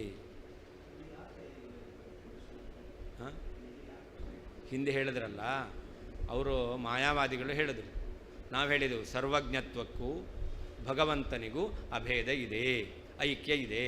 ಹಾಗಾದರೆ ಸರ್ವಜ್ಞತ್ವವನ್ನು ಗುಣ ಅಂತ ಹೆಂಗೆ ಹೇಳ್ತೀರಾ ಅಂತ ಪ್ರಶ್ನೆ ಮಾಡಿದರೆ, ವಿಶೇಷ ಇರೋದರಿಂದ ಸರ್ವಜ್ಞತ್ವವನ್ನು ಗುಣ ಅಂತ ವ್ಯವಹಾರ ಮಾಡ್ತೇವೆ. ಹಾಗಾದರೆ ಪರಮಾತ್ಮನಿಗೂ ಸರ್ವಜ್ಞತ್ವಕ್ಕೂ ಅಭೇದ, ಐಕ್ಯ ಅಂತ ಹೇಳಿದ್ರಿಂದ ಅವರು ಪ್ರಶ್ನೆ ಮಾಡಿದ್ರು, ಭಗವಂತನಿಗೂ ಸರ್ವಜ್ಞತ್ವಕ್ಕೂ ಐಕ್ಯವನ್ನು ಹೇಗೆ ಹೇಳ್ತೀರಾ? ಯಾಕೆ? ಸರ್ವಜ್ಞತ್ವ ಎಂಬತಕ್ಕಂಥದ್ದು ಸೋಪಾಧಿಕ, ಬ್ರಹ್ಮನು ನಿರುಪಾಧಿಕನಾಗಿದ್ದಾನೆ. ನಿರುಪಾಧಿಕವಾಗಿರತಕ್ಕಂತಹ ಬ್ರಹ್ಮನಿಗೆ ಸೋಪಾಧಿಕವಾದಂತಹ ಸರ್ವಜ್ಞತ್ವದಿಂದ ಅಭೇದ ಹೇಗೆ ಅಂತ ಪ್ರಶ್ನೆ ಮಾಡಿದ್ರು. ಅದಕ್ಕೆ ನಾವು ವಿಕಲ್ಪ ಮಾಡಿದ್ದೆವು. ಒಂದನ್ನು ಅವಲಂಬಿಸಿಕೊಂಡಿದೆ ಅಂತಂದರೆ ಅದು ಸೋಪಾಧಿಕ, ಯಾವುದನ್ನು ಅವಲಂಬಿಸಿಕೊಂಡಿಲ್ಲ ಅಂತಾದರೆ ಅದನ್ನು ನಿರುಪಾಧಿಕ. ನೋಡೀಗ ನಮಗೆ ಘಟಜ್ಞಾನ ಬರುತ್ತೆ. ನಮಗೆ ಘಟಜ್ಞಾನ ಬರಬೇಕಾದ್ರೆ ಏನು ಬೇಕು? ಘಟ ಇರಬೇಕು, ಮತ್ತು ಇಂದ್ರಿಯಗಳಿರಬೇಕು. ಅಂದರೆ ಇಂದ್ರಿಯಕ್ಕೂ ಘಟಕ್ಕೂ ಸನ್ನಿಕರ್ಷ ಆಗಬೇಕು. ಘಟ ಎಲ್ಲೋ ಇದೆ, ನಮ್ಮ ಇಂದ್ರಿಯ ಎಲ್ಲೋ ಇದೆ ಎಂದು ಮಾತ್ರಕ್ಕೆ ಏನಾಗಲ್ಲ, ಜ್ಞಾನ ಬರೋದಿಲ್ಲ. ಹಾಗಾದರೆ ನಮಗೆ ಬರತಕ್ಕಂಥ ಜ್ಞಾನಕ್ಕೆ ವಸ್ತುವಿಗೂ ಇಂದ್ರಿಯಕ್ಕೂ ಸನ್ನಿಕರ್ಷ ಆದರೇ ಜ್ಞಾನ ಎಂಬತಕ್ಕಂಥದ್ದು ಬರುತ್ತೆ. ಅದರಿಂದ ನಮ್ಮ ಜ್ಞಾನ ಇದೆಯಲ್ಲ, ಇದು ಸೋಪಾಧಿಕ. ಭಗವಂತನ ಜ್ಞಾನ ಇದೆಯಲ್ಲ, ಅದು ಸೋಪಾಧಿಕ ಅಲ್ಲ. ಭಗವಂತನಿಗೆ ಇಂದ್ರಿಯ ಸನ್ನಿಕರ್ಷ ಆದರೇ ನಮ್ಮ ಹಾಗೆ ಜ್ಞಾನ ಬರುತ್ತೆ ಅಂತಿಲ್ಲ. ಅಂದರೆ ಪರಮಾತ್ಮ ಎಲ್ಲ ಕಡೆಯಲ್ಲಿದ್ದಾನೆ. ಎಲ್ಲ ಕಡೆಯಲ್ಲಿರ್ತಕ್ಕಂಥ ಪರಮಾತ್ಮನಿಗೆ ಎಲ್ಲ ವಸ್ತುವಿನ ಜ್ಞಾನ ಇದೆ. ನಮ್ಮ ಇಂದ್ರಿಯ ಎಲ್ಲೋ ಇದೆ, ವಸ್ತು ಎಲ್ಲೋ ಇದೆ. ಆದ್ದರಿಂದಾಗಿ ನಮಗೇನಾಗುತ್ತೆ, ಆ ವಸ್ತುವಿನ ಜ್ಞಾನ ಬರಬೇಕಾದ್ರೆ ಆವಾಗ ಉಪಾಧಿ ಬೇಕಾಗುತ್ತೆ. ಆದರೆ ಪರಮಾತ್ಮ ಜ್ಞಾನಸ್ವರೂಪಿಯಾಗಿರ್ತಕ್ಕಂಥ ಪರಮಾತ್ಮನಿಗೆ ಘಟಜ್ಞಾನ ಎಂಬತಕ್ಕಂಥದ್ದು ಬರಬೇಕು ಅಂತಂದರೆ ಅದು ಸೋಪಾಧಿಕ ಅಲ್ಲ. ಮೋಕ್ಷದಲ್ಲಿ ಜೀವರಿಗೆ ಜ್ಞಾನ ಎಂಬತಕ್ಕಂಥದ್ದು ಅದು ಭಗವಂತನ ಅನುಗ್ರಹದಿಂದ ನಿರುಪಾಧಿಕ. ಭಗವಂತನ ಅನುಗ್ರಹ ಬೇಕು ಅಷ್ಟೇ. ಸ್ವರೂಪ ಜ್ಞಾನ ಹೌದು, ಮೋಕ್ಷದಲ್ಲಿ ಮಾತ್ರ. ಘಟೋಪಾಧಿಕ ವೃತ್ತೇಶ್ಚ, ಘಟವನ್ನು ನಿಮಿತ್ತವನ್ನಾಗಿ ಇಟ್ಟುಕೊಂಡು ಬಂದಿರುವಂತಹ ಮನಸ್ಸಿನ ವಿಕಾರ ರೂಪವಾದ ಜ್ಞಾನಕ್ಕೆ ಮನೋರೂಪತ್ವಂ, ಮನಸ್ಸಿನ ಸ್ವರೂಪತ್ವವನ್ನು ಸ್ವರೂಪತ್ವವು ಇಷ್ಯತೆ, ನಿನ್ನಿಂದ ಸ್ವೀಕಾರ ಮಾಡಲ್ಪಟ್ಟಿದೆ. ಘಟಸ್ತು, ಘಟವಾದರೂ ನ ಮನೋರೂಪ ಮನಸ್ವರೂಪವಾದದ್ದಲ್ಲ. ಅಸೌ, ಈ ಘಟವು ಬಾಹ್ಯ ಪದಾರ್ಥವು, ಮನಃ ಮನಸ್ಸು ಆಂತರಂ ಆಂತರ ಒಳಗಿನ ಪದಾರ್ಥವು. ದ್ವಿತೀಯಸ್ಯ ಉತ್ತರಮಾಹ, ಎರಡನೇ ವಿಕಲ್ಪ ಏನು ಮಾಡಿದ್ದು? ಸರ್ವಜ್ಞತ್ವವು ಭಗವಂತನಿಂದ ಅಭಿನ್ನವಾದರೆ ಸರ್ವ ಪದಾರ್ಥಗಳೂ ಭಗವಂತನಿಂದ ಅಭಿನ್ನವಾಗಲಿ ಅಂತ ಎರಡನೇ ವಿಕಲ್ಪವನ್ನು ಮಾಡಿದ್ದು. ಅದಕ್ಕೆ ಉತ್ತರವನ್ನು ಹೇಳ್ತಾ ಇದ್ದಾರೆ ಘಟೋಪಾದಿಕ ವೃತ್ತೇಶ್ಚ ಅಂತ. ಘಟೋಪಾದಿಕ ವೃತ್ತೇ ಅಂದರೆ ಏನರ್ಥ? ಘಟ ವಿಷಯಕ ಮಾನಸ ಜ್ಞಾನಸ್ಯ ಅಂತ. ಘಟವನ್ನು ವಿಷಯವನ್ನಾಗಿ ಹೊಂದಿರುವಂಥ ಮನಸ್ಸಿನ ಪರಿಣಾಮಾತ್ಮಕವಾದ ಜ್ಞಾನ, ಅದನ್ನೇ ಘಟೋಪಾದಿಕ ವೃತ್ತಿ ಅಂತ ಕರೀತಾರೆ. ಅತಃ ಸಾರ್ವಜ್ಞೈಕತಾಯಾಂ ಸರ್ವಸ್ಯೈಕ್ಯಂಚ ನೋಚ್ಯತೆ ಮಿಥ್ಯಾರಜತ ದೃಷ್ಟೇಶ್ಚ ಸಾಕ್ಷಿಣಃ ಸತ್ಯತಾ ತವ. ಅದರಿಂದ ಸಾರ್ವಜ್ಞ ಏಕತಾಯಾಂ ಸರ್ವಸ್ಯೈಕ್ಯಂ ನ ಉಚ್ಯತೆ. ಘಟಜ್ಞಾನ ಘಟಸ್ವರೂಪ ಮನಸ್ಸಲ್ಲ, ಘಟಜ್ಞಾನ ಸ್ವರೂಪ ಮನಸ್ಸು. ಅದರಿಂದ ಜ್ಞಾನ ಮನಸ್ವರೂಪವಾಗಿದ್ದರೂ ಕೂಡ ಆ ಜ್ಞಾನಕ್ಕೆ ವಿಷಯವಾಗಿರ್ತಕ್ಕಂಥ ಘಟ ಅದು ಮನಸ್ವರೂಪ ಅಲ್ಲ, ಮನೋರೂಪ ಅಲ್ಲ. ಹಾಗೆ ಸರ್ವಜ್ಞತ್ವ ಎಂಬತಕ್ಕಂಥದ್ದು ಪರಮಾತ್ಮನ ಸ್ವರೂಪ ಆಗಿದ್ದರೂ ಕೂಡ ಸರ್ವ ಪದಾರ್ಥಗಳು ಪರಮಾತ್ಮ ಸ್ವರೂಪ ಅಂತ ಆಗಬೇಕಾಗಿಲ್ಲ. ಅದರಿಂದ ಸಾರ್ವಜ್ಞ ಏಕತಾಯ, ಸರ್ವಜ್ಞತ್ವಕ್ಕೂ ಪರಮಾತ್ಮನಿಗೂ ಐಕ್ಯ ಇದೆ. ಸರ್ವಸ್ಯ ಐಕ್ಯಂ, ಎಲ್ಲ ಪದಾರ್ಥಗಳಿಗೂ ಪರಮಾತ್ಮನಿಗೂ ಐಕ್ಯ ಎಂಬತಕ್ಕಂಥದ್ದು ಇಲ್ಲವೇ ಇಲ್ಲ ಅಂಥೇಳಿ ಇನ್ನೊಂದು ಅವನಿಗೆ ಹೇಳ್ತಾರೆ. ನಿನಗೆ ಇದಂ ರಜತಂ ಅಂತ ಮಿಥ್ಯಾಭೂತವಾಗಿರ್ತಕ್ಕಂತಹ ರಜತ ಜ್ಞಾನ ಎಂಬತಕ್ಕಂಥದ್ದು ಇದೆಯೋ ಇಲ್ವೋ? ರಜತ ಜ್ಞಾನ ಇದೆ. ಇದಂ ರಜತಂ ಜ್ಞಾನ ಬಂತು. ಆಮೇಲೆ ರಜತ ಜ್ಞಾನವಾನಹಂ ಅಂತ ಜ್ಞಾನ ಬಂತು. ನನಗೆ ರಜತ ಜ್ಞಾನ ಇದೆ ಅಂತ. ಇದಂ ರಹಿತಂ ಅಂತ ಜ್ಞಾನ ಬಂದಿದ್ದು ಇದು ಮನೋರೂಪ. ರಜತ ಜ್ಞಾನ ಇದೆ ಅಂತ ಜ್ಞಾನ ಬಂತಲ್ಲ, ಇದು ಸಾಕ್ಷಿ ರೂಪ. ಆಯಿತಾ? ಇದಂ ರಜತಂ ಜ್ಞಾನ ಬಂದಿದೆಯಲ್ಲ, ಇದು ಮನೋರೂಪವಾದದ್ದು. ಇದಂ ರಜತಂ ಅಂತ ಜ್ಞಾನ ಬಂದಿದೆ ಅಂತ ಜ್ಞಾನ ಬಂತಲ್ಲ, ಅದನ್ನು ಸಾಕ್ಷಿ ಗ್ರಹಿಸುತ್ತೆ. ಹಾಗಾದರೆ ನಿನಗೆ ನೀನು ಹೇಳುವ ರೀತಿಯಲ್ಲಿ ಸಕಲ ಪದಾರ್ಥಗಳಿಗೂ ಬ್ರಹ್ಮನಿಗೂ ಐಕ್ಯ ಬರಬೇಕಾಗತ್ತೆ ಅಂತ ನೀನು ಹೇಳ್ತೀಯಲ್ಲ, ಅದು ಬರಲ್ಲ ಅಂತ ನಾವು ಹೇಳಿದೆವು. ಬರಬೇಕಾಗತ್ತೆ ಅಂತಾದರೆ ಆವಾಗ ಮಿಥ್ಯಾಭೂತವಾಗಿರ್ತಕ್ಕಂಥ ರಜತ ಜ್ಞಾನ ಸಾಕ್ಷಿಗಿದೆ. ಮಿಥ್ಯಾಭೂತವಾದ ರಜತ ಜ್ಞಾನ ಸಾಕ್ಷಿಗಿದೆ. ಹಾಗಾದರೆ ಮಿಥ್ಯಾಭೂತವಾಗಿರ್ತಕ್ಕಂಥದ್ದು ರಜತ, ಆ ರಜತದ ಜ್ಞಾನ ಸಾಕ್ಷಿಗಿರೋದ್ರಿಂದ ಸಾಕ್ಷಿ ಕೂಡ ಮಿಥ್ಯಾ ಅಂತ ಆಗಲಿ. ಏನು ಹೇಳ್ತಾ ಇದೆಯಾ? ಸರ್ವಜ್ಞತ್ವವನ್ನು ಹೇಳಿದಾಗ ಸರ್ವ ಪದಾರ್ಥಗಳಿಗೂ ಮತ್ತು ಪರಮಾತ್ಮನಿಗೂ ಅಭೇದ ಬರಲಿ ಅಂತ. ಹಾಗಾದರೆ ಸಾಕ್ಷಿ ಸತ್ಯ, ಆದರೆ ಸಾಕ್ಷಿ ಎಂಬತಕ್ಕಂಥದ್ದು ಮಿಥ್ಯಾ ಅಂತಾಗಲಿ. ಯಾಕೆ? ಮಿಥ್ಯಾಭೂತವಾಗಿರ್ತಕ್ಕಂತಹ ರಜತ ಜ್ಞಾನ ಎಂಬತಕ್ಕಂಥದ್ದು ಸಾಕ್ಷಿಗಿದೆ. ಹಾಗಾದರೆ ಮಿಥ್ಯಾಭೂತವಾದ ರಜತದ ಜ್ಞಾನ ಸಾಕ್ಷಿಗಿರೋದ್ರಿಂದ ಸಾಕ್ಷಿ ಕೂಡ ಮಿಥ್ಯಾ ಅಂತ ಆಗಲಿ. ಅದನ್ನೇನು ಮಾಡ್ತೀಯಾ? ಸತ್ಯತಾ ತವ. ಸಾಕ್ಷಿಯನ್ನು ಸತ್ಯ ಅಂತ ಹೇಳಿದೀಯಾ, ಸಾಕ್ಷಿಯನ್ನು ಮಿಥ್ಯಾ ಅಂತ ಒಪ್ಪಿಲ್ಲ. ಹೇಗೆ ಮಿಥ್ಯಾಭೂತವಾದ ರಜತದ ಜ್ಞಾನವನ್ನು ಹೊಂದಿರತಕ್ಕಂತಹ ಸಾಕ್ಷಿ ಎಂಬತಕ್ಕಂಥದ್ದು ಮಿಥ್ಯಾ ಅಲ್ಲವೋ, ಹಾಗೇ ಸರ್ವ ವಿಷಯಕ ಜ್ಞಾನ ಹೊಂದಿರತಕ್ಕಂತಹ ಪರಮಾತ್ಮನಿಂದ ಸರ್ವ ಪದಾರ್ಥಗಳು ಅಭಿನ್ನ ಆಗಬೇಕಾಗಿಲ್ಲ. ಮಾಡಲ್ಲ. ಇದಂ ರಹಿತಂ ಜ್ಞಾನ ಅಲ್ಲ, ಇದಂ ರಹಿತಂ ಅಂತ ಜ್ಞಾನ ಬಂದಿದೆ ಅಂತಿದೆಯಲ್ಲ, ಇದಂ ರಹಿತಂ ಎಂಬತಕ್ಕಂತಹದ್ದು ಅದ. ಇದಂ ರಹಿತಂ ಅಂತ ಜ್ಞಾನ, ಇದಂ ರಹಿತಂ ಜ್ಞಾನ ಬಂದಿದ್ದು ಸತ್ಯ ತಾನೇ. ಇದಂ ರಹಿತಂ ಜ್ಞಾನ ಸತ್ಯ ಅಲ್ಲ. ಇದಂ ರಹಿತಂ ಜ್ಞಾನ, ನನಗೆ ಇದಂ ರಹಿತಂ ಜ್ಞಾನ ಬಂತು ಅನ್ನೋ ಸತ್ಯನೋ ಸುಳ್ಳು? ಇದಂ ರಹಿತಂ ಎಂಬತಕ್ಕಂಥ ಜ್ಞಾನ ಸುಳ್ಳು. ನನಗೆ ಇದಂ ರಹಿತಂ ಜ್ಞಾನ ಬಂದಿದೆ, ನನಗೆ ಭ್ರಾಂತಿ ಬಂದಿತ್ತು ಅನ್ನೋ ಸತ್ಯನ ಸುಳ್ಳು? ಭ್ರಾಂತಿ ಬಂದಿದ್ದು ಸತ್ಯ ತಾನೇ. ಹಾಗಾದರೆ ಇದಂ ರಹಿತಂ ಜ್ಞಾನ ಇದೆಯಲ್ಲ, ಅದನ್ನು ಸಾಕ್ಷಿ ಗ್ರಹಣ ಮಾಡಿದ್ದು ಇದ್ದೇ ಇದೆ, ಅದು ಸತ್ಯವೇ.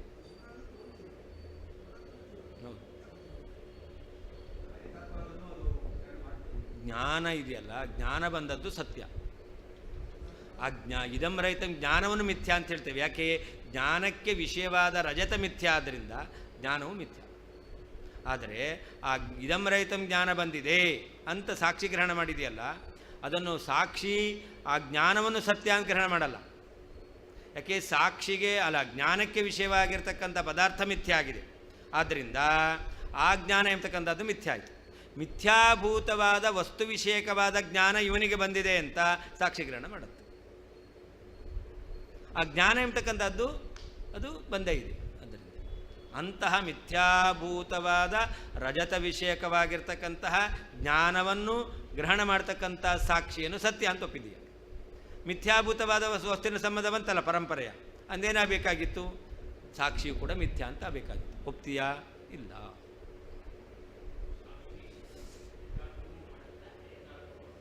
ಅಲ್ಲಿ ಅಯಥಾರ್ಥವನ್ನು ಸಾಕ್ಷಿ ಗ್ರಹಣ ಮಾಡಲ್ಲ, ಸತ್ಯಭೂತವಾದದ್ದನ್ನೇ ಸಾಕ್ಷಿ ಗ್ರಹಣ ಮಾಡೋದು. ಇದಂ ರಜತಂ ಅಂತ ಜ್ಞಾನ ಇದೆಯಲ್ಲ, ಈ ಜ್ಞಾನ ಎಂಬತಕ್ಕಂಥದ್ದು ಅಯಥಾರ್ಥ. ಯಾಕೆ? ಈ ಜ್ಞಾನಕ್ಕೆ ವಿಷಯವಾದಂತಹ ರಜತ ಇಲ್ಲ. ಆದರೆ ಇದಂ ರಹಿತಂ ಜ್ಞಾನ ಬಂದಿದೆಯಲ್ಲ ಅದು ಸತ್ಯ. ಜ್ಞಾನ ಬಂದದ್ದು ಸತ್ಯ, ಹೌದು ತಾನೆ? ನಾವು ಹೇಳ್ತೇವೆ ನಾನು ಇದನ್ನು ತಪ್ಪಾಗಿ ತಿಳಿದಿದ್ದೆ ಅಂತ ಹೇಳ್ತೇವೆ, ಅದು ಸತ್ಯ. ತಪ್ಪಾಗಿ ತಿಳಿದದ್ದು ಸತ್ಯ. ಅತಃ ಸರ್ವ ಪದಾರ್ಥಗಳು ಭಗವಂತನಿಂದ ಅಭಿನ್ನ ಆಗಬೇಕು ಎಂಬತಕ್ಕಂಥದ್ದಿಲ್ಲ, ಭಗವಂತನ ಸ್ವರೂಪವೇ ಆಗಬೇಕು ಎಂಬತಕ್ಕಂಥದ್ದಿಲ್ಲ. ಆದ್ದರಿಂದ ಸಾರ್ವಜ್ಞೈಕತಾಯ, ಸರ್ವಜ್ಞತ್ವ ಎಂಬತಕ್ಕಂಥದ್ದು ಬ್ರಹ್ಮನಿಂದ ಅಭಿನ್ನವಾಗಿದ್ದರೂ ಕೂಡ ಸರ್ವಸ್ಯ ಎಲ್ಲ ಪದಾರ್ಥಗಳಿಗೆ ಐಕ್ಯಂ ಬ್ರಹ್ಮನಿಂದ ಅಭೇದವು ನ ಉಚ್ಯತೆ ಹೇಳಲ್ಪಡುವುದಿಲ್ಲ.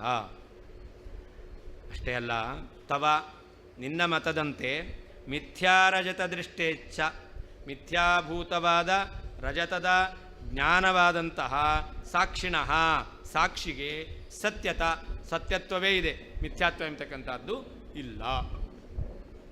ಅತಃ ವಸ್ತು ಎಂಬತಕ್ಕಂಥದ್ದು ಭಗವಂತನ ಸ್ವರೂಪ ಆಗಬೇಕು ಅಂತಿಲ್ಲ ಎಂಬುದಾಗಿ ಹೇಳಿದ್ದರಿಂದ ಸಾರ್ವಜ್ಞೈಕತಾಯಾಂ, ಸರ್ವಜ್ಞತ್ವ ಎಂಬತಕ್ಕಂತಹ ಗುಣ ಬ್ರಹ್ಮನಿಂದ ಅಭಿನ್ನವಾಗಿದೆ ಎಂಬುದಾಗಿ ಹೇಳಿದರು. ಸರ್ವಸ್ಯ ಎಲ್ಲ ಪದಾರ್ಥಗಳಿಗೂ ಐಕ್ಯಂ ಬ್ರಹ್ಮನಿಂದ ಅಭೇದವು ನ ಉಚ್ಯತೆ ಹೇಳಲ್ಪಡುವುದಿಲ್ಲ. ತವ ನೀನು ಕೂಡ ಮಿಥ್ಯಾರಜತ ದೃಷ್ಟೇಶ್ಚ, ಮಿಥ್ಯಾಭೂತವಾದ ರಜತ ಜ್ಞಾನರೂಪವಾದಂತಹ ಸಾಕ್ಷಿಣಃ ಸಾಕ್ಷಿಗೆ ಸತ್ಯತ್ವವನ್ನು ಒಪ್ಪಿದ್ದೀಯಾ. ಅತಃ ಅಂದ್ರೇನರ್ಥ? ಘಟೋಪಾದಿಕ ಜ್ಞಾನೈಕ್ಯೇ ಘಟೈಕ್ಯ ಅದರ್ಶನಾತ್. ಮನಸ್ಸಿಗೂ ಘಟ ಉಪಾದಿಕವಾದ ಜ್ಞಾನಕ್ಕೂ ಐಕ್ಯ ಇದೆ, ಆದರೆ ಘಟಕ್ಕೂ ಮನಸ್ಸಿಗೂ ಐಕ್ಯ ಇಲ್ಲ. ಅತಃ ಅಂದರೆ ಘಟೋಪಾದಿಕ ಜ್ಞಾನೈಕ್ಯ, ಘಟೋಪಾದಿಕವಾದ ಜ್ಞಾನಕ್ಕೂ ಮನಸ್ಸಿಗೂ ಐಕ್ಯ ಇದ್ದರೂ ಕೂಡ ಘಟೈಕ್ಯ ಅದರ್ಶನ, ಘಟಕ್ಕೂ ಮನಸ್ಸಿಗೂ ಐಕ್ಯ ಇಲ್ಲ. ಆದ್ದರಿಂದ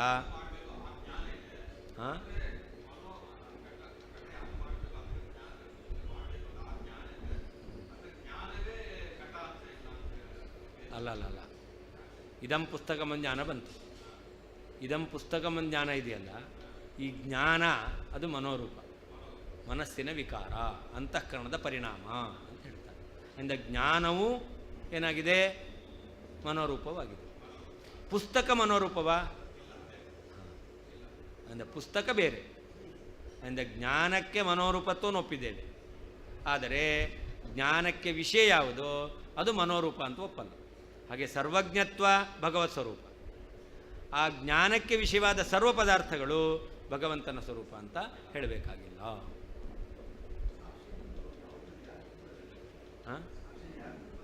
ಸಾಕ್ಷಿಯನ್ನು ಅವರು ಒಪ್ತಾರೆ ಅಂತ ಅದನ್ನೇ ಹೇಳ್ತಾರೆ. ತವ ಅವರು ಒಪ್ಪಿದ್ದಾರೆ ಅಂತಲೇ. ಸಿಂಹಾವಲೋಕನ ನ್ಯಾಯೇನ ಪುನಃ ಅಪಿ ಆದ್ಯಪಕ್ಷೇ ದೂಷಣಮಾಹ. ಸಿಂಹಾವಲೋಕನ ಒಂದು ಬಾರಿ ಮೊದಲನೇ ಪಕ್ಷವನ್ನು ಖಂಡನೆ ಮಾಡಿ ಎರಡನೇ ಪಕ್ಷವನ್ನು ಖಂಡನೆ ಮಾಡಲಿಕ್ಕೆ ಈಗ ಬಂದಿರೋದು. ಎರಡನೇ ಪಕ್ಷವನ್ನು ಖಂಡನೆ ಮಾಡಿ ಆಯಿತು, ಪುನಃ ಹಿಂದೆ ಮೊದಲನೇ ಪಕ್ಷಕ್ಕೆ ದೋಷವನ್ನು ಹೇಳ್ತಾ ಇದ್ದಾರೆ. ಆದ್ದರಿಂದ ಒಂದು ಸಿಂಹ ಅದು ಬೇಟೆಯಾಡಬೇಕು ಅಂಥೇಳಿ ಪ್ರಾಣಿಗಳನ್ನು ಹುಡುಕೊಂಡು ಹೋಗುತ್ತೆ, ಮುಂದೆ ಹೋಯಿತು, ಆಮೇಲೆ ಸ್ವಲ್ಪ ದೂರ ಹೋದ್ಮೇಲೆ ಹಿಂತಿರುಗಿ ನೋಡುತ್ತೆ, ಎಲ್ಲಿಯಾದರೂ ತನಗೆ ಬೇಟೆಯಾಡಲಿಕ್ಕೆ ಪ್ರಾಣಿ ಇದೆಯಾ ಅಂತ ಹಿಂಗೆ ನೋಡುತ್ತೆ. ಹಾಗೆ ಮೊದಲನೇ ಪಕ್ಷವನ್ನು ನಿರಾಕರಣೆ ಮಾಡಿ ಆಯಿತು, ಅದನ್ನು ನಿರಾಕರಣೆ ಮಾಡಿ ಎರಡನೇ ಪಕ್ಷವನ್ನು ಕೂಡ ನಿರಾಕರಣೆ ಮಾಡಿ ಆಯಿತು, ಪುನಃ ಮೊದಲನೇ ಪಕ್ಷದಲ್ಲಿ ದೋಷ ಹೇಳಲಿಕ್ಕಿದೆ ಅಂತ ಹೇಳ್ತಾ ಇದ್ದಾರೆ. ಆದ್ದರಿಂದ ಇದನ್ನು ಸಿಂಹಾವಲೋಕನ ನ್ಯಾಯ ಅಂತ ಹೇಳ್ತಾರೆ. ಸಿಂಹಾವಲೋಕನ ನ್ಯಾಯೇನ ಪುನಃ ಆದ್ಯ ಪಕ್ಷೇಪಿ, ಮೊದಲನೇ ಪಕ್ಷದಲ್ಲಿಯೂ ಕೂಡ ದೂಷಣ ಮಹ ಇನ್ನೊಂದು ದೋಷವನ್ನು ಹೇಳ್ತಾ ಇದ್ದಾರೆ. ಮಿಥ್ಯಾರಜತಿ.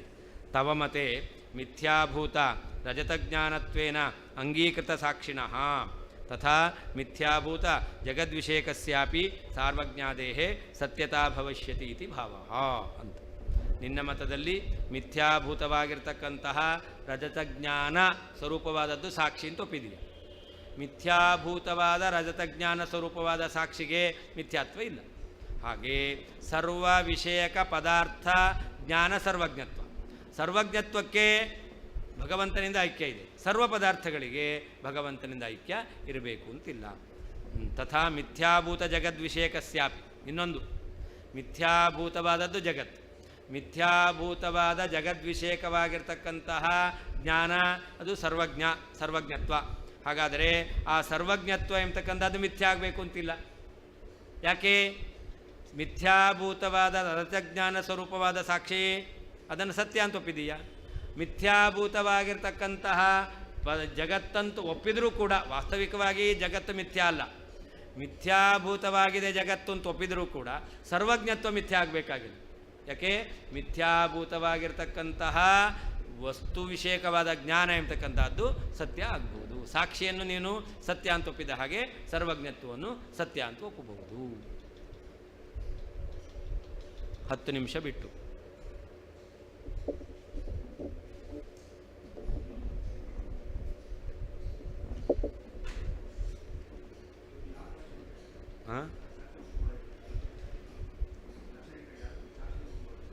ಸಾಕ್ಷಿಯನ್ನು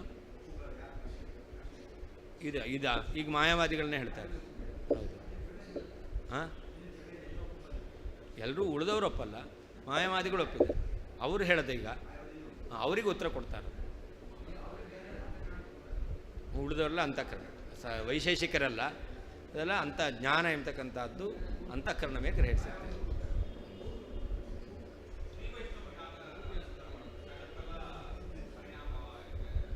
ಜಗತ್ತೆಲ್ಲ ಅವರು ಜಗನ್ಮಿಥ್ಯಾತ್ವನ್ನೇನು ಹೇಳಲ್ಲ. ಅವರು ಜಗನ್ಮಿಥ್ಯಾತ್ವವನ್ನು ಹೇಳಲ್ಲ, ಮತ್ತು ಭಗವಂತನ ನಿರ್ಗುಣ ಅಂತಲೂ ಹೇಳೋದು. ಅದರಿಂದಾಗಿ ಅವರಿಗೆ ಇದ್ದ ದೋಷ ಅಲ್ವೇ ಅಲ್ಲ.